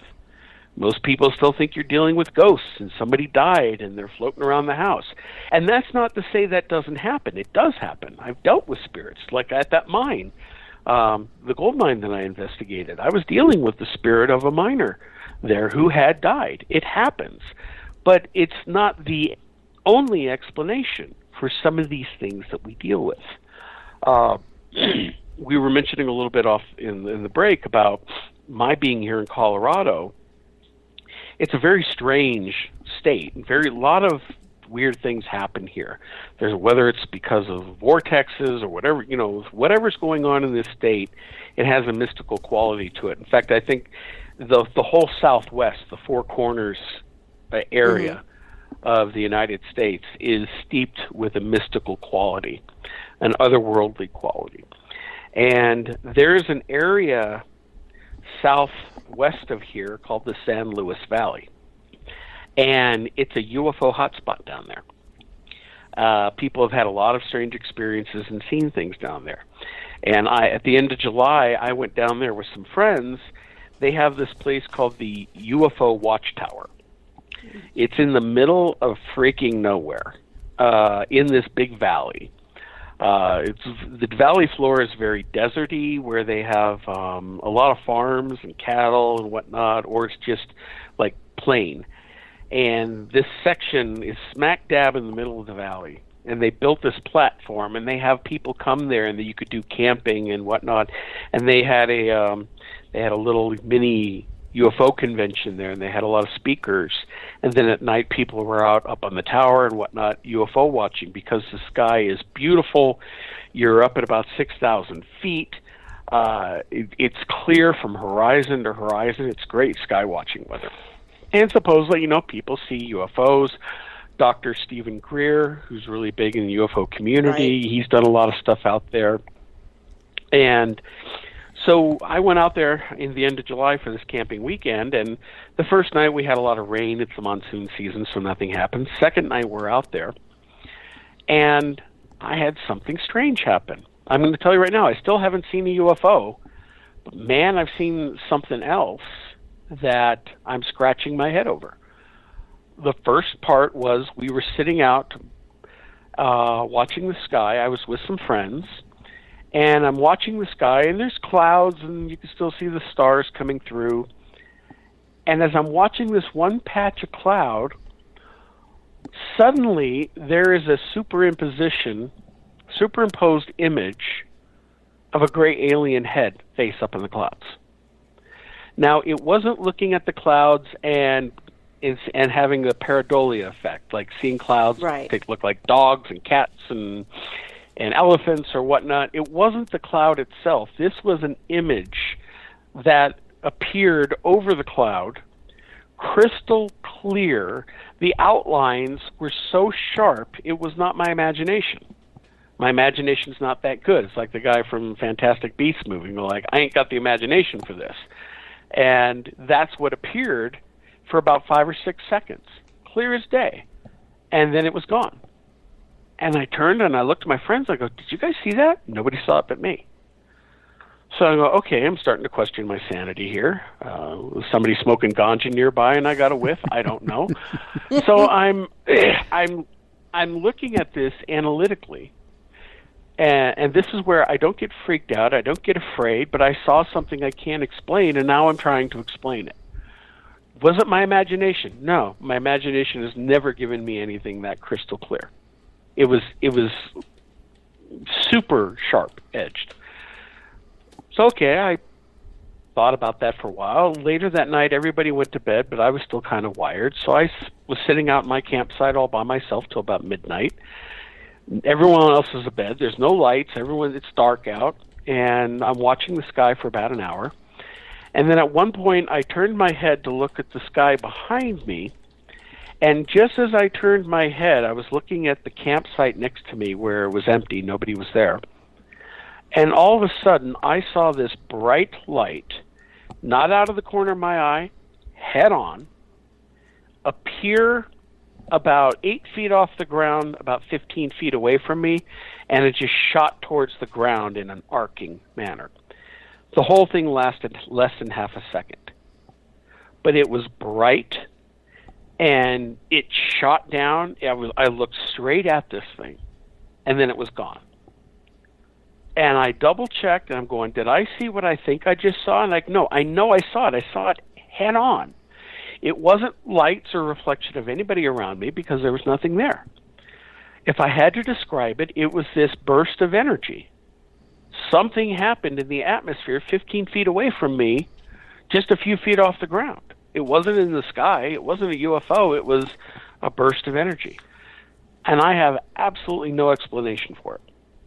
Can't even begin to fathom what it was I saw, other than an energy burst of some kind, something coming through from another dimension. Alien? I have no freaking idea. It just happened, and I'm always going to remember it, and I'm going to think about it. Very strange experience. So let me ask you real quick. I'm sure you're familiar with the phenomenon of ball lightning. Any kind of comparison between that and what you experienced? Ball lightning, from everything that I've read, which is also very rare, but everything I've read, it meanders around like a ball, and it's giving off sparks. People have smelled ozone coming with it because it's an electrical discharge that coalesces and moves around for a while before it disappears or goes out in a pop. It's almost like a form of static electricity. This wasn't static electricity. This was a burst of a light, of energy. It wasn't lightning, because I saw where it appeared right in front of me, coming down to the ground.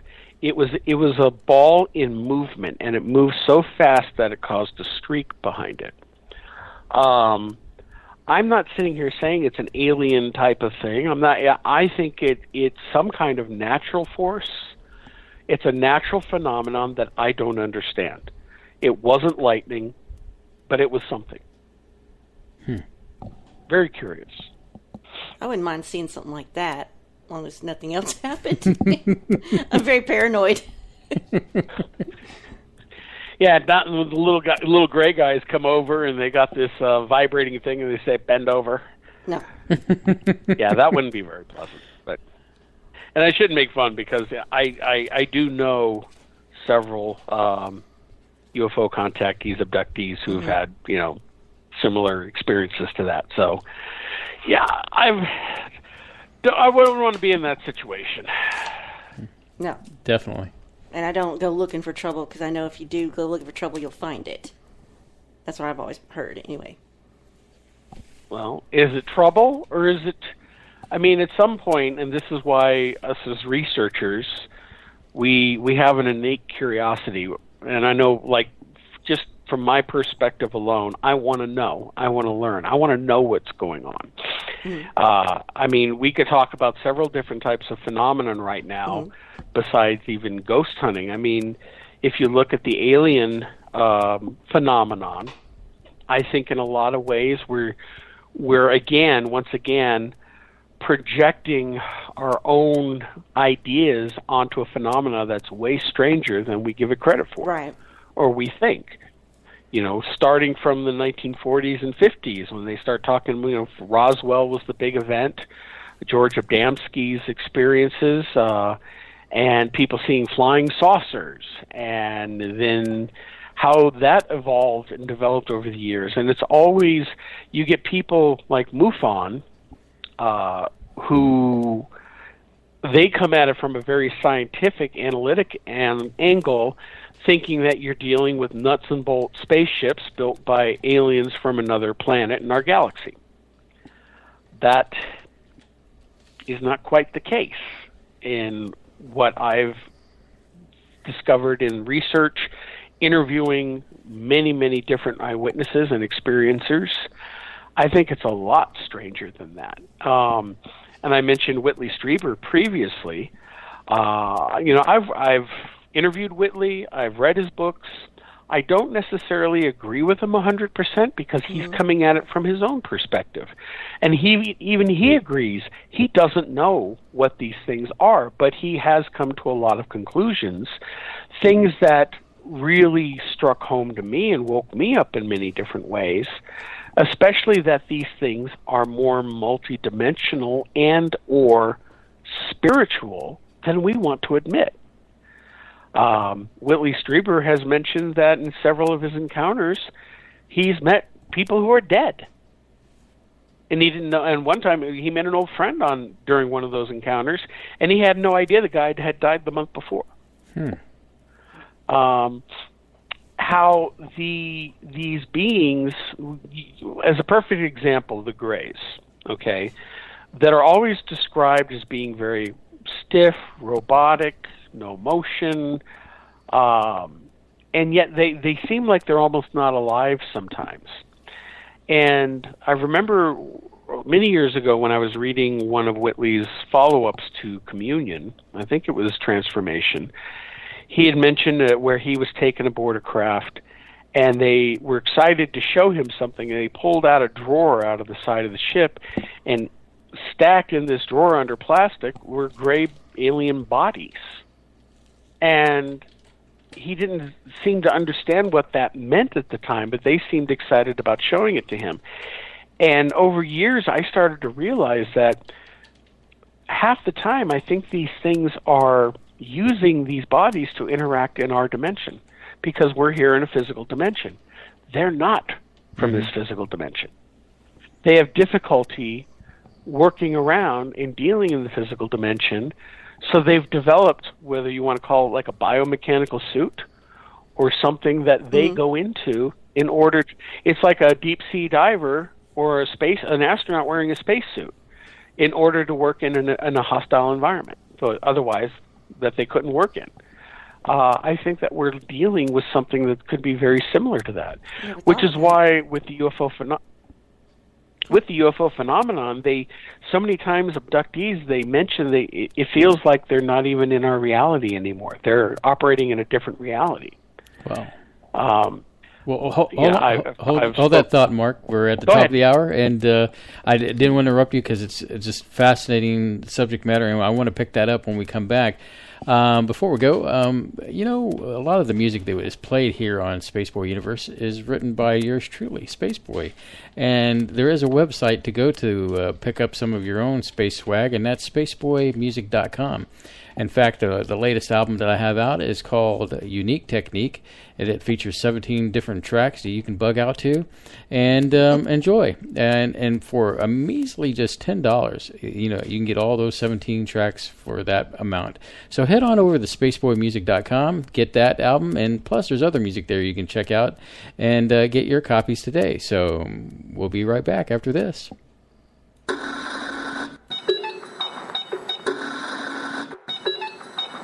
Body Machino.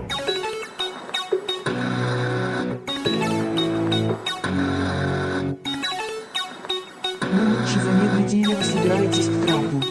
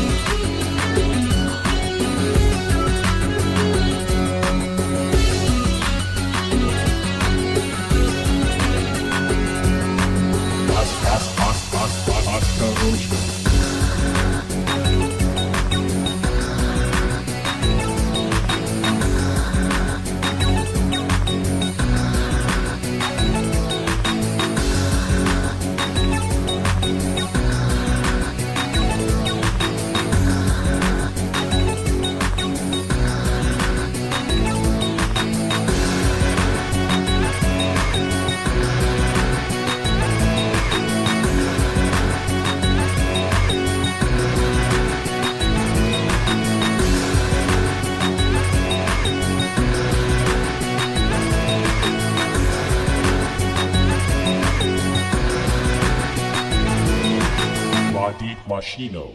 And we're back here at the SBU. I'm Spaceboy, and what's your name over there, dear? Well, I'm going by Solana, okay. for all that you know. Okay, and on the phone lines is the impressive Mark Johnson. And so when we last left, we were talking about Whitley Strieber, but we also, once again, got into a conversation about Travis Walton and just many different cases out there that I guess pepper the universe. And did you want to say anything about Travis Walton in that case? Well, I've met Travis. Hell of a nice guy. Like him a lot. And the one thing with Travis's story, he tells about the one event that happened in 1974, which they made the movie Fire in the Sky based on his experience. For anybody who's seen the movie, the movie itself does a pretty good job of explaining what happened to everybody and all the other loggers. But when it came to what happened on the spaceship was total baloney, because Hollywood made it up. They didn't follow Travis's story at all, which was, I think they thought it was too weird and nobody would believe it. And it was more positive than negative, and they wanted to sell the fear, so they made it all scary and negative. And it is scary. But he had interacted. Well, the movie is scary, Yeah, but the truth is he interacted with several different types of beings, including the tall humanoid ones that some people call Nordics. The Nordics, yes. He wandered around the ship and saw this big view screen and these star charts, and then later the ship wound up, I think, in like a big hangar in an even way bigger mothership where all these other ships were before. And they think that what happened with Travis is when they saw the UFO, he immediately jumped out, and they're screaming at him to get back in the truck, but he wanted to get a better look at it. He got too close, and I think he got hit with an electrical static discharge from the vehicle. It was an accident. Yeah. And it may have even killed him and stopped his heart or whatever. The guys freaked, and they hit the gas, and they flew out of there. And then when they turned around to go back for him, he was gone. I think what happened is he was either hurt or killed, and they brought him aboard the ship and fixed him. Mm-hmm. And then he was gone for 5 days before he reappeared. Now, that's the story he tells, and it's a compelling story, and he's been going around the lecture circuit for years and appearing on television shows and retelling the story.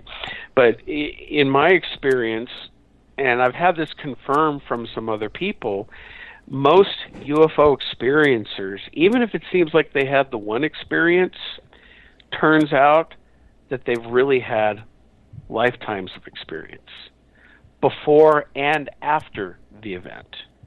And I've always suspected that more has happened to Travis than he's ever told publicly. In private, I've had some people tell me I'm on the right track with that, but if he's not willing to talk about it, I'll respect the man's privacy.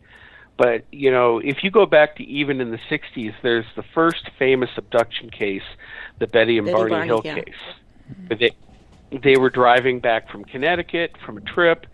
Along the road, they saw this UFO. They stopped. They were escorted out of UFO, examined, and that's where the first public case of them taking biological material, including semen and eggs, that looks like for that hybrid program that these things seem to be working on, before they were put back, and then they had most of that experience wiped from their minds. It wasn't until they went into hypnotic regression later that they recalled everything.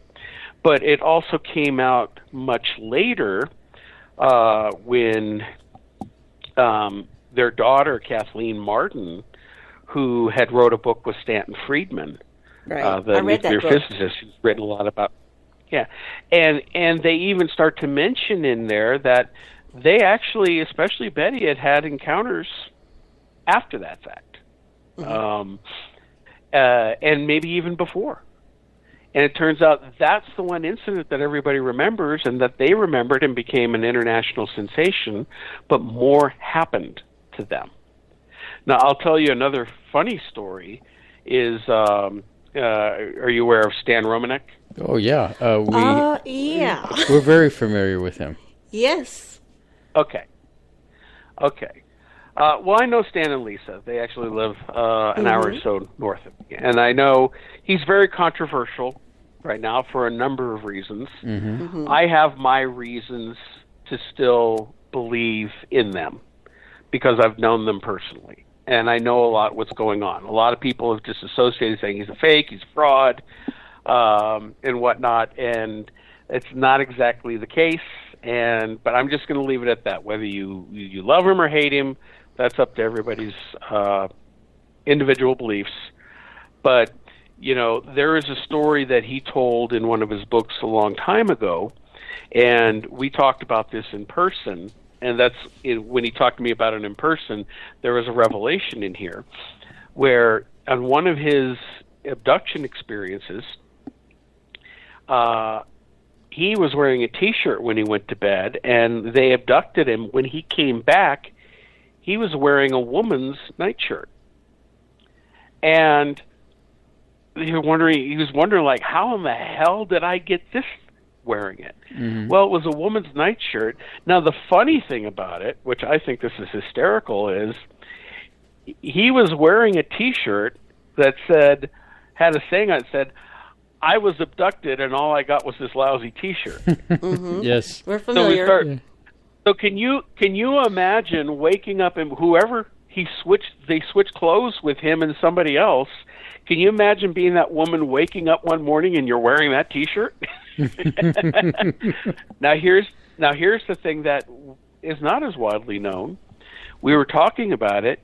They had a chance. He had talked with Betty Hill before she passed away, and turns out she had an abduction experience, and turns out she was the one who had the T-shirt.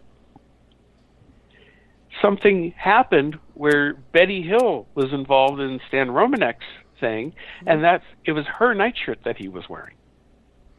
And he talked with Kathleen Martin about it and described the nightshirt. I don't know if he still had it or not, or showed it to her, and she confirmed that was her mother's nightshirt. So think about that. That's kind of weird. We'd heard that story. In fact, do you want to elaborate? Yeah, basically, we had did a show last year in November on Stan Romanek, and it's just a fascinating story. Because I had read all their books they had out at the time. And so we pretty much did the show, and then, somebody, I guess, talked to Lisa, and she ended up in our chat room, which was cool, and, interacting with our space cadets. And then the last few minutes of the show, Stan calls in, and we got to talk to him, and it was quite a exciting moment to be able to talk to him. And we reassured Stan, look, Stan, you can take the whole picture and take some of the stuff away, and you start boiling away certain parts of your story. There's still parts of your story that, for us, it just goes to, I have to believe in you, because it just doesn't. I don't see you faking this. You just don't come across as. Why would you bring that upon yourself and your family? Yeah, exactly. For so many years. Yeah, let alone the. And they haven't gotten anything out of it. The big court case over his current situation, which I think is a big setup. Yeah. So. I think so too. It's meant to discredit him, and it's worked, because major players in MUFON and the UFO community, he's a leopard to them now. They won't touch him. They've effectively destroyed his credibility and his life. And people think, he wrote books, he's making money. They have no money. They're destitute. Yeah, he admitted in a recent interview they're on food stamps. They took the books off the market too. Yeah. So what is he gaining from this? He's had nothing but grief. And, you have a government and a corrupt local police department that getting involved, they want to nail a celebrity. And gee, who tipped off the local police department? Homeland Security. Mm-hmm. Homeland Security did it. Government agency did it. So, what's the best way to make somebody an instant pariah in society? Accuse them of of being a pedophile. And all you have to do is accuse them, and everybody turns against them. And you know what? I've stuck by Stan and Lisa because I believe their story, because of the evidence itself. Stan is a human being, and he has made mistakes like all of us has made. Okay? And he's done some things that I think he shouldn't have done. That's just my opinion. But the overwhelming evidence of what comes from their case, especially the fact that there have been multiple witnesses when things happen, so it's not just his word. But what intrigues me most were the drawings, the mathematical equations that he would go into trance and come out with. And even when I first saw them in the book, I was looking at them, and I never got past algebra in college, so I don't know anything about it. But what got me instantly, when I was looking at the diagrams, two things in there, I instantly knew that it was about folding space, faster than light travel, in creating a wormhole to travel through to fold space, where they had the straight line with the two balls, and then below it, that same line curved in and the two balls almost touching. And that goes right into the concept, that brilliant movie with Matthew McConaughey, Interstellar, which they actually worked with real theoretical scientists talking about to try to make it as technically and scientifically accurate as possible in explaining traveling through these wormholes to go from point A to point B instantly, rather than, that the regular scientists say, well, if there's alien life out there, it's too far away, they'll never find us. Well, yeah, conventional, ships that don't go faster than light, yeah, it'll take thousands or millions of years to get here. But if there is that way to fold space, create a wormhole that connects 2 points in space with an instant access, and that is theoretically possible. And his equations focused on that, and they sent them out to these physicists, these guys looking at it, and they're going, this is beyond even what we can do. They see some things in there that they recognize, but at the end result, they knew it was about a type of propulsion, but they were still trying to figure it out. Now, how can a guy with an 8th grade math level, who's also dyslexic, draw that? And it being not total gibberish. It's actually something that mathematicians and scientists can figure out. Wonder why they gave him those equations. You think they're saying, here's who we are and here's how we did it, just so you know we're legitimate, the aliens, I mean. I think that what we're looking at, not only with Stan, but other contactees around the world, some big names, some you've never heard of, I think this is the way that they choose to interact with us. God knows they tried interacting with their government, we shoot them down. That it's a shoot first, ask questions later policy. And instead, I think that they've taken it to the people to slowly educate and bring stuff in. I think they have a non-interference policy for the most part. That's why they wipe people's memories. But they're planting seeds and planting things in here to help bring our awareness up. And this is where it gets really strange, because I feel that they're working on a higher dimensional level, even almost on a spiritual level, to work with us rather than the pure physical. Because I think that many of these types of beings are not physical. They are from other dimensions. And maybe that's how they even get here. Are we dealing with something from another planet in Zeta Reticuli, or are we dealing with something that's living in a reality just beyond our reach? We really don't know. So it's really hard to say. And the fact that it's clear that we are dealing with multiple types of visitors with differing agendas. And some of the beings who are here do not seem to have our best interests at heart. There are tales of many of these beings directly interacting with the U.S. military exchanging technology for their own purposes, I believe we have our secret space program. I think that's why we don't have a space program anymore. They're not wasting the time and money on it. They're developing, there's all this money that goes into black ops. Look at 9/11. The day before 9/11, Rumsfeld comes out and says, yeah, there's like $2.3 trillion that we can't account for. Next day, boom, we have 9/11. No, everybody forgets about it. And I think what happens is so much of it goes into these black ops programs, the secret space program. And there are so many people who used to work for Lockheed Skunk Works, these other military contractors who have come out and flat out said that we have the technology now to take ET home. Right. And whatever you can imagine, we have it. Now, they keep us dumb because they don't want anybody else to have it but them. They're selfishly guarding this technology. They are able to do things that the public can't. They let NASA continue, and I'm going to tell you something. NASA and most of the scientists and people who work at NASA honestly believe in what they're doing, but they don't understand that it's a smokescreen. NASA is not needed. This talk about us going to Mars. We've already been to Mars. Yeah, that's we're what I already hear. there. Why did we stop going to the moon? They just blew it off. And now they come out and say, now it's a popular theory, this disinformation theory they're throwing out there now.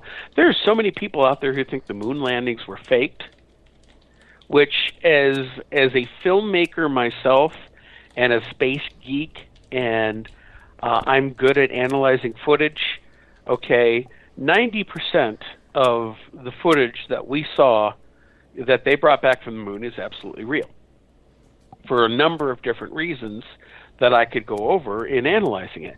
Do I think that they maybe shot something for the first one? Oh, yeah. Because of how grainy the television set was. I think they did it as a backup just in case if something went wrong. They could say, hey, we did, just to say they had something over the Russians. But I don't believe the moon landings were faked. But I do believe we stopped going there for specific reasons. And now there are astronauts, guys with impeccable credibility. Buzz Aldrin, the second man on the moon. Dr. Edgar Mitchell. These guys have all come out and said, yes, we were not alone on the moon. There were other beings up there. And you hear crickets in the media and everywhere else. Nobody pays attention to them except lunatics like us. We believe them, but the regular public, nobody cares, nobody knows. That's how they've effectively dumbed everybody down. Distract them. Hey, we got a new iPhone coming out. Go play with the pretty toy. It'll distract you. In the meantime, they have all these other things going on that would blow us away if we knew the full truth. And like I said, as a space junkie myself and a total space geek, I really wish to God we knew about this technology. I would love to go to Mars. I actually watched The Martian again the other day. It's such a wonderful movie. It's a good movie. And, definitely a good movie. Yeah, I love Mars. I've always been attracted to go to Mars. And yet, when you hear about some of the other programs that have gone on, have you ever had a chance to interview Andrew DiBasciago? We would love to. I don't know how you actually contact him to get his attention. I'll put you in touch with him. Cool. Thank He's definitely you. somebody you want to talk to. I have been dying to He's talk to somebody him. you want. Andrew, look, I've interviewed him twice for my old show, and I'm going to tell you right now, either what he's saying is real, or he is without a doubt the best pathological liar I've ever met. He's so committed to it. He never changes the story. That's what impresses me. His story never changes. And pathological liars always tend to add a little bit more, embellish it a little bit more, and stretch it out. Now, you could say he has the script and sticks to it, but he also has other people that have come forward and backed up his story. William Whitecrow, who's part of it. Is it Eisenhower? There was Laura Eisenhower? not Eisenhower. What's her Paul name? Hellyer is one of the There was a military person who came out and backed it up. I forget his name off the top of my head, but he was part of these time travel experiments. The jump room.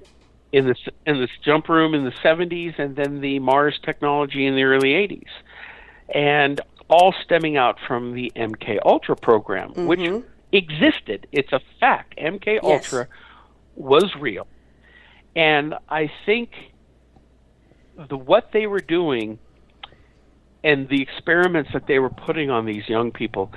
There's also Christopher Garetano. He did a documentary called The Montauk Chronicles. Yes, we've interviewed him. Which really went in. Yes. And what our government has done with kidnapping children off the streets and putting them through these mind control programs and all of these other experiments. And then what Andrew Basiago, whose father was in the military and brought him in to this program as a child, first for the time travel experiments and the teleportation. And if anything, I'll vote for Andrew D. Basiago to be president next time, because I want a teleporter in every home. Yeah. Whether his story is true or not, it is a freaking awesome story. I just like it as a story. It needs to be a movie. Well, you know what? If it's real, what does that tell you about what an illusion our society is? What we are, it's the Matrix. What we concern ourselves about every day. It is like living in the Matrix. I mean, look, flying has become such a chore. I hate to fly anymore. We don't do it. The airlines suck. They overcharge you. They nickel and dime you, and it's a terrible experience. And yet here we supposedly have technology where he steps into a teleporter in New Mexico and suddenly appears in Moorestown, New Jersey. Okay, in the blink of an eye. And what that would mean for travel anywhere in this country and in this world and the planet, what it could mean for us. All of these technologies that are suppressed. And traveling the solar system, traveling beyond our solar system in the blink of an eye. If all of this is possible, again, imagine the possibilities of where we could go as a civilization.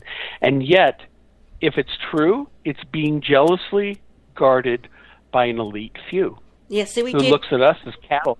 Yeah, we did our last show last Saturday was on the shadow government. So, I mean, you're preaching to the choir here. So we totally believe, like the CIA is the head of it, which is run by the Council of Foreign Relations. All the alphabet soups, reluctantly kind of work together to our controls of the deep state, for their agendas, to line their pockets, to keep them safe and secure when, they're trying to get us to be little happy worker drones and to have less of us so we're easier to control, so we'll be completely dependent on them and they'll be our saviors. So, and we won't shut up about it. That's just my 2 cents. Well, I agree with that. I totally agree with that. And unfortunately, there are people out there like you and me who are going to upset those plans because we're not going to play. We're not going to play along. And we're called tinfoil hat wearing weirdos for it. Oh yeah, we're total nutcases to the general public. Most of what we've talked about here tonight, you go to talk to the man on the street about it, he'll look at you like you've got 3 heads. And they're more concerned about impeaching Trump than they are taking a look at, hey, what is really going on behind the scenes in our society? And I'm of the mind that it doesn't matter who the hell the president is. That's what we talked about too. He's not in charge. Yeah, he's not in charge. Jimmy Carter had come out and publicly stated the fact that when he tried to find out about what was really going on with the aliens, because he's seen UFOs. Yeah, Reagan saw UFOs. And Jimmy got bitch slapped and told to shut up and mind his own business. You don't need to know. And who told him that? It was George Herbert Walker Bush, the head of the CIA. As he was going out, yeah. Yeah. So, again, these temporary figureheads, you get people in there like a Trump, whether you hate him or love him or whatever, it doesn't really matter. He's an average citizen going in there and thinking he thinks he's gonna do a job and make a difference. He doesn't run anything. He's pissing off all the other the power elite who think they want to run everything, and they don't even run everything. It is a shadow government. It is this, whether you want to call them the Illuminati or whatever the hell they really are, they're the ones really in charge, not the politicians. The politicians are just paid off. They're bought off and do as they're told by corporations, by good Lord. I know we kind of strayed into some weird territory here, and you guys are probably ready for the break. No, it's all good, and we're due for the bottom of the hour break. But we'll take the break. It's our final break of the hour, and when we return, I know that Sir Lana's got a few more that she wants to squeeze in. Things, and so it's all good in the neighborhood because you're listening to Space Boy Universe, and we'll be right back after this.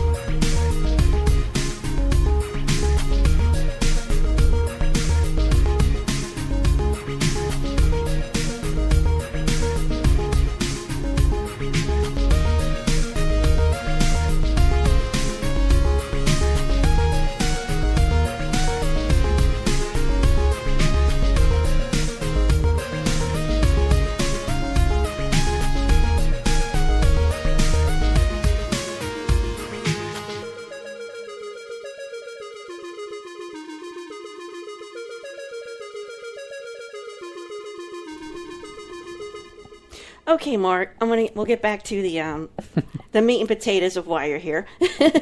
So, yep. Ask questions. I know I've been rambling, so fire away. Well, you said you've broadened your research topics, subject matters, and you're saying you're finding more interconnectedness than you had previously. So that intrigued me. And one of the things that in recent years, my whole life I'd heard about Bigfoot. Who hasn't heard about Bigfoot? And I'm like, yeah, whatever, And being from Northwest Louisiana, we have our own little folklores, and, we're not too far from Fouke, Arkansas, the Fouke Monster, Boggy Creek, etc.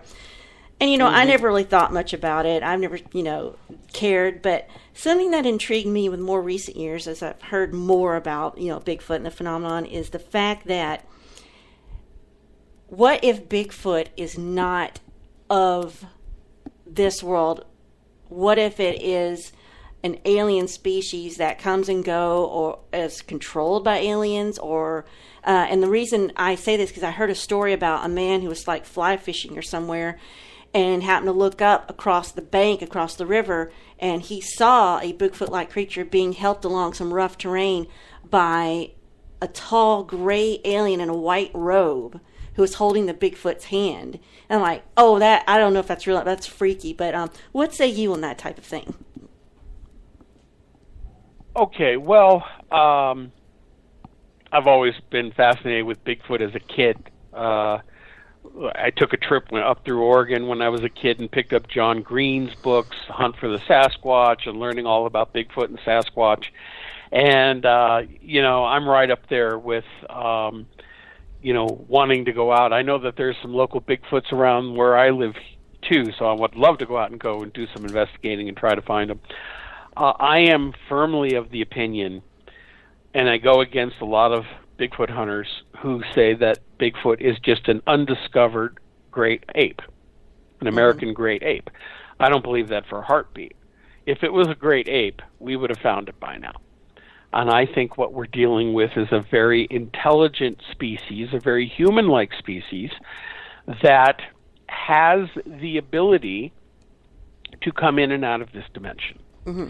Part of the reason why people have seen them disappear right in front of them, how they seem to be the hide-and-seek champion of the world. Exactly. Nobody seems to find them, which is, which the debunkers saying, well, it's easy because they don't exist. Yeah, until you see one. And I know I have a lot of friends who've seen them. I have a friend, Tim Stover, in Ohio, is with Ohio Bigfoot Hunters. He saw one when he was in a deer stand 20 years ago, standing 40 feet away from him. And he's been searching for it again ever since. And he's had, he's one of the ones who believe it's just a physical animal, but he's had some weird experiences, too, in the woods while looking for it. People who talk about seeing Bigfoots with UFOs. Now, they sound like tinfoil hat wearing nutsos, but people report it. So are they aliens? Are they interacting with aliens? I don't know. But I think based on a lot of what these things are capable of doing, of staying hidden, of disappearing at times, having almost a paranormal quality about them, I think that they have an interdimensional aspect to them where they're able to move in and out of our reality. There's a guy out of Ontario, Canada, Mike, I'm forgetting his last name. I'm going to kick myself for this. He had a YouTube channel called Sasquatch Ontario. It's still up, and you can go and see a lot of his videos. He spent 2 years on a private property in Ontario, Canada, where they were having direct interactions with several Bigfoot creatures. He recorded this audio of speech that these things were communicating with them, not only in their own language, but were learning words in English. The sounds are very low and different from human language in the fact that half the time these things seem to be communicating while they're inhaling as well as exhaling. When we talk, we're exhaling. But if you try to talk while you're inhaling and it gets that weird sound, these things were doing that. They also could do a lot of paranormal things, like tap you on the shoulder and you turn around, there's nobody there. Footprints literally appearing in front of you that weren't there a second ago. But, there's no creature walked by you, but there they are. Objects, marbles and things appearing out of nowhere. There's a lot of paranormal qualities to them. And I think that those paranormal qualities fall into some of the other creatures that we were talking about earlier in the program. These things have an ability they're not 100% of this reality. I think they can come into this reality. They can live partially here, but I think they also go elsewhere. One of the more intriguing things that would happen is they would have cameras that would take, suddenly exposures would appear on a camera when no pictures were taken. Mm-hmm. And sometimes it would even happen in the guy's house on the property. They'd be in house on the kitchen table, the camera would be there on the kitchen table, and next thing they knew, there were 6 new exposures taken, 6 new pictures taken on the camera that nobody touched the camera. When they reviewed the pictures, their date stamped.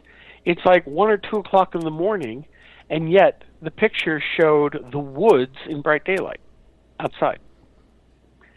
But yet there was like a screen-like aspect over, like you're shooting through a screen out a window.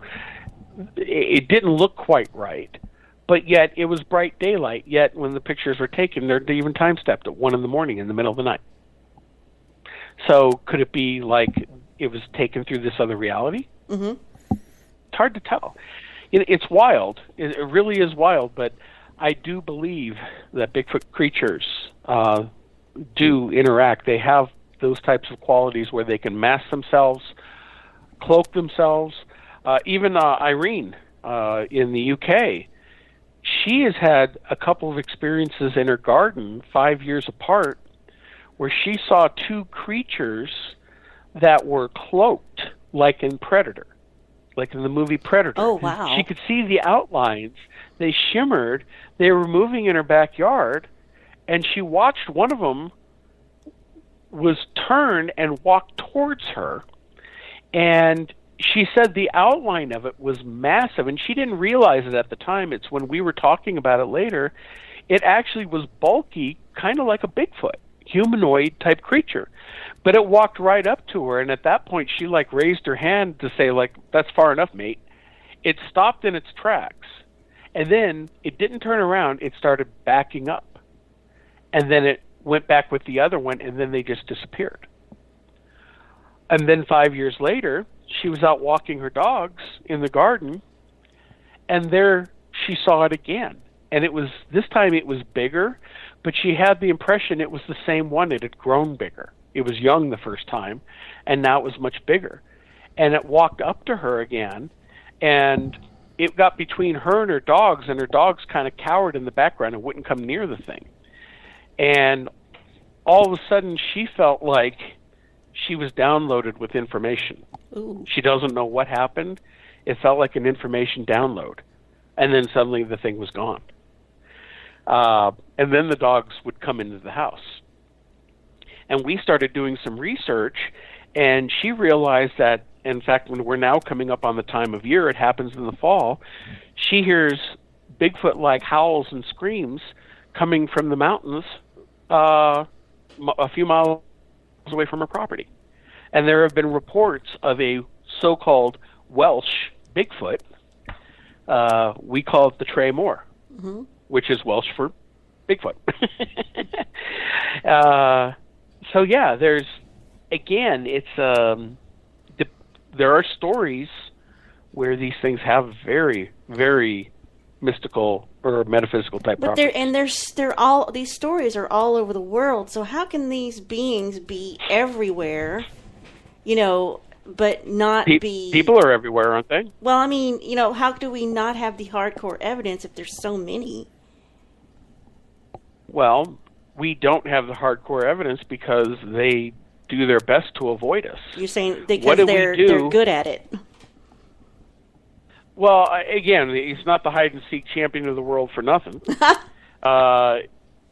He also, they are intelligent, and they're intelligent enough to know to stay the hell away from people in most cases, because what do we want to do? Shoot them. Mm-hmm. There's a show out there, Finding Bigfoot. Killing Bigfoot. Killing Bigfoot. And they want to kill a Bigfoot and drag it in to show the world that it exists. Okay, you want to kill an intelligent, sentient being just to prove it exists. Why the hell do you think they stay away from us? Even my ultimate guilty pleasure show, I love this show, even though it is so wrong, Mountain Monsters. I've heard of that. Love Mountain Monsters. Oh my God, it is so entertaining. It's not funny, and yet it's the same thing. You got these guys, these hillbillies, running around the woods with guns. Let's go get that son of a bitch, and they're always putting a negative connotation on it. Like it's terrorizing people.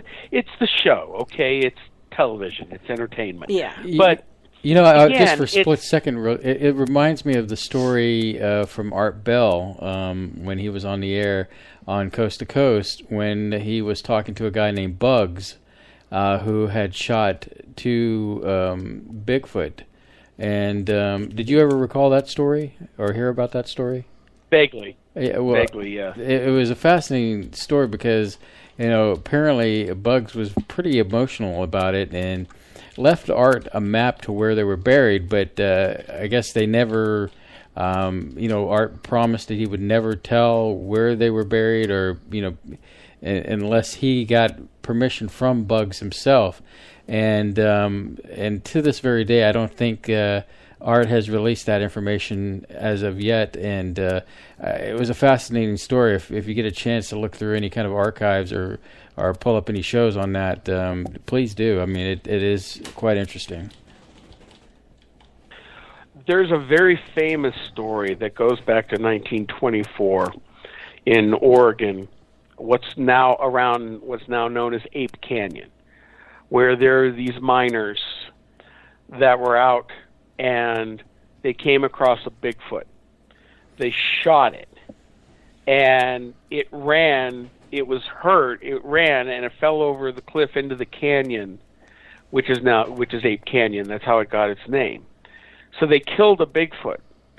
They went back to their cabin that night, and suddenly they were attacked by several of these things trying to break into the cabin all night long, throwing rocks down on it, banging into the door. They were shooting through the roof, shooting through the walls. It was a all-night standoff with these creatures, and they were pissed. These miners shot one of theirs, and they were angry and were coming for payback.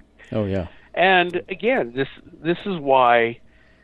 There was I heard somebody afterwards when the next morning they got out of there, and somebody had went back up to that cabin at one point and saw all the rocks everywhere and the damage, and which kind of validated their story.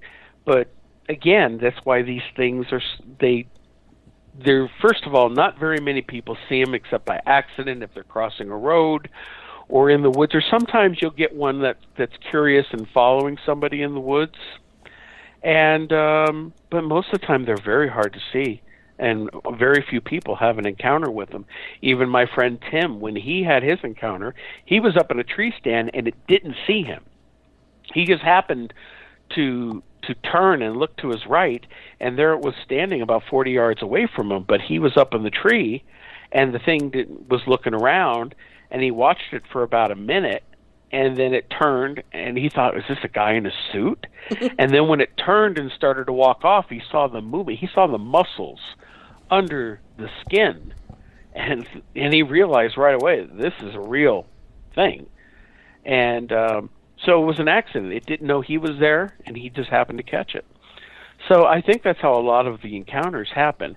Occasionally, I think that somebody with the right frame of mind, the right intent, can meet these things or have a relationship with these things, which I also think have a psychic ability too. They can tell your intentions.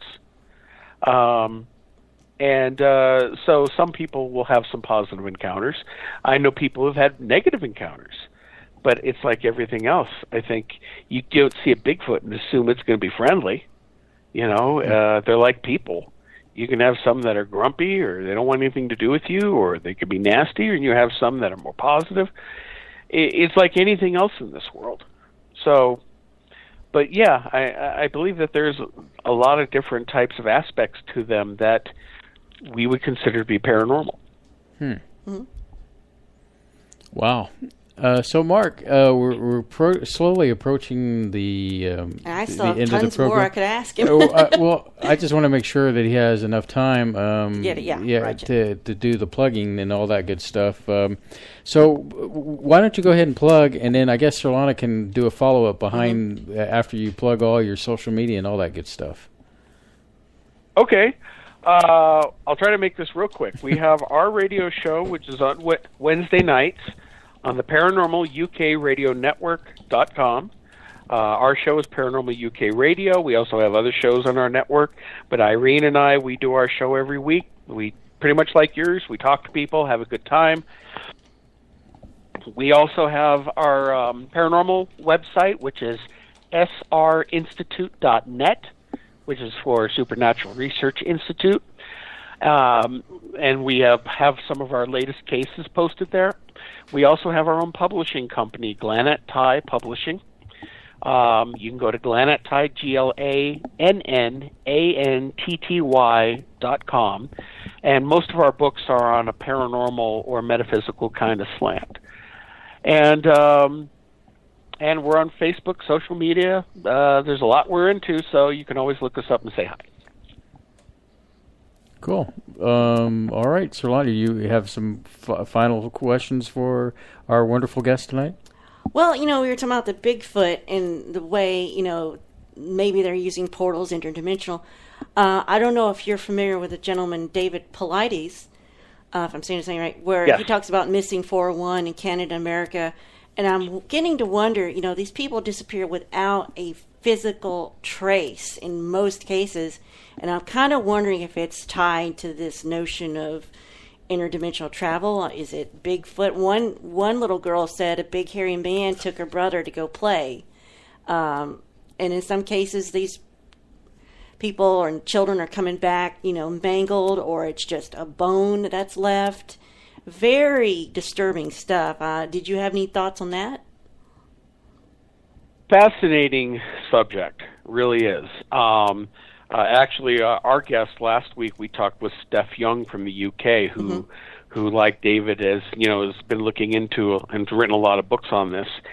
And there's some, so many millions of people go missing every year, and it's amazing that we never hear about it, especially in our national parks. There's stories of, there'll be a few people together hiking, and literally there's a person walking behind them, and then they turn around and look back, and then the person's gone, never to be found again, or to be found dead miles away on top of a mountain somewhere. Or there's a toddler who went missing, and they found the toddler 5 miles away up on a rocky peak.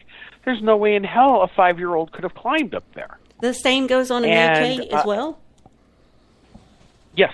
Oh, wow. In the UK, all around the world, this is a phenomenon that's not just devoted to the U.S. Now, I do believe people go missing, even in the U.S., for a lot of different reasons. You have human trafficking, which is horrible, especially young women, even young men. There are stories involving that. But the ones that involve the national parks and other more remote areas, there's such an amount of high strangeness with it that it's hard to tell. It could be somebody hits the right conditions, they hit a time portal, they wind up somewhere else, kind of like the Bermuda Triangle. Maybe something like a Bigfoot or whatnot that is cloaked snatches them. I don't know. And this is all just theoretical. Maybe we don't know what's happening. There was a case that happened, I believe it was in Pennsylvania, this Todd Seas case, where this guy, he had disappeared. He went out on his motorbike, disappeared, and they found him several days later, but he was in an area that they had previously searched, and he wasn't there. Then they found him, and his body he'd been dead for a while, but his body was not decomposed. The bugs and everything wasn't touching him. And there was such an amount of high strangeness surrounding his body, they kind of look at it as a UFO case or an alien case, like maybe he was abducted. And they did a toxicology report, and he had supposedly so much cocaine in his system, it would have killed a horse. But let alone let alone somebody. How could a human being ingest that much without dropping dead and being way out in a location that they had previously searched, and then he just showed up? So many unanswered questions with what happened to that. Did somebody take him? Did he hit a portal? Why was there drugs in his system? Unless maybe they were put there after the fact to make it seem like it was just a simple drug case to try to throw people off the scent. Right, exactly. And, I also don't put some of these disappearances past our own government. They've done it before with MK Ultra and other programs. It's easy to snatch somebody in the woods. And let's face it, where are some of these bases, these secret bases we have? In mountains, in forests, away from the public? Maybe there are bases in our national... Yes, underground bases like the Dulce base in New Mexico, and that's the ones we know of. There may be bases elsewhere that we don't know about, and maybe they'll snatch somebody occasionally and just blame it on, it's a lost hiker, and then they're able to conduct experiments. I think there's some really evil crap going on. Exactly. Right under our nose. Exactly. And beyond what we can imagine, terrifying. Indeed. And to think that it's Americans doing it to Americans, that seems abhorrent to us. No like regard that for our never life happened. or our freedom, yes. Exactly. Well, when they brought the Nazis over here under Project Paperclip after World War II, it wasn't just the rocketry program they were using them for. Werner von Braun and all of that team, they were Nazis, but forget about it. They're helping us with NASA and our space program. But they brought over the other ones, too, the ones that worked in the concentration camps, the Dr. Mengeles. They never caught him. Well, maybe it's because... maybe he was here working in one of our programs. I hear that's where we get the idea for a lot of the MK Ultra project was from those Nazis that were brought over. Yep. Because they were doing all this mind control stuff and all these experiments. And you know what? The Russians were doing it too, to their own people. All these countries had their own programs. It didn't stop with Nazi Germany. And the U.S. has been involved with some horrible programs that are out there. Look at the Tuskegee experiments where they were infecting black men with syphilis for like almost 40 years. And you can't sit there and tell me our government would not do that to us, because they have, and it's on record. Yes, they're very capable of doing such things. Well, Mark, I hate to cut it off here, but we've reached the bottom of the hour. I mean, the top of the hour and the end of the show. Can you hold on until we close out, and we'll just talk to you after a little bit and wrap things up with you? Sure. All right. Well, Mark, thank you. Go ahead. I was just going to say thank you so much for having me on the show. I've really had a good time today. Yeah, we've always enjoyed end up having a good time. Oh yeah, I mean when it goes like that, it's been a great show. So yes, I'm just glad that you're a part of the universe, and at some time we'll get you back on the show, and we'll talk more stuff for you. Okay, sounds good. So hold there, and let me wrap up the show real quick. Well, Solana, great night. You want to remind the audience of what we have in store for them next week? Well, we decided we go back to another history topic since I am kind of woefully ignorant about an important event in our history, Watergate. Because I was born during the time. I'm going to go back and educate myself on the subject and report my learnings to you, and then the cadets and you can set me straight on what really happened, and we can learn some stuff. That should be a fun show because, I love history. So, and then, of course, that's the 23rd. And then, of course, the 30th, which is September 30th, is our 2-year anniversary of doing SBU. And who knows what's in store. 2 years ago, you suckered me into something. You roped me into this. Yep. But anyway, it should be for a good time. So final thoughts as we go is that, as always, I try to remind you that never give hope. Always take your best step and make your way into the future, and things will work out for the best. And on that magical note, say goodnight, Sir Lana. Nah.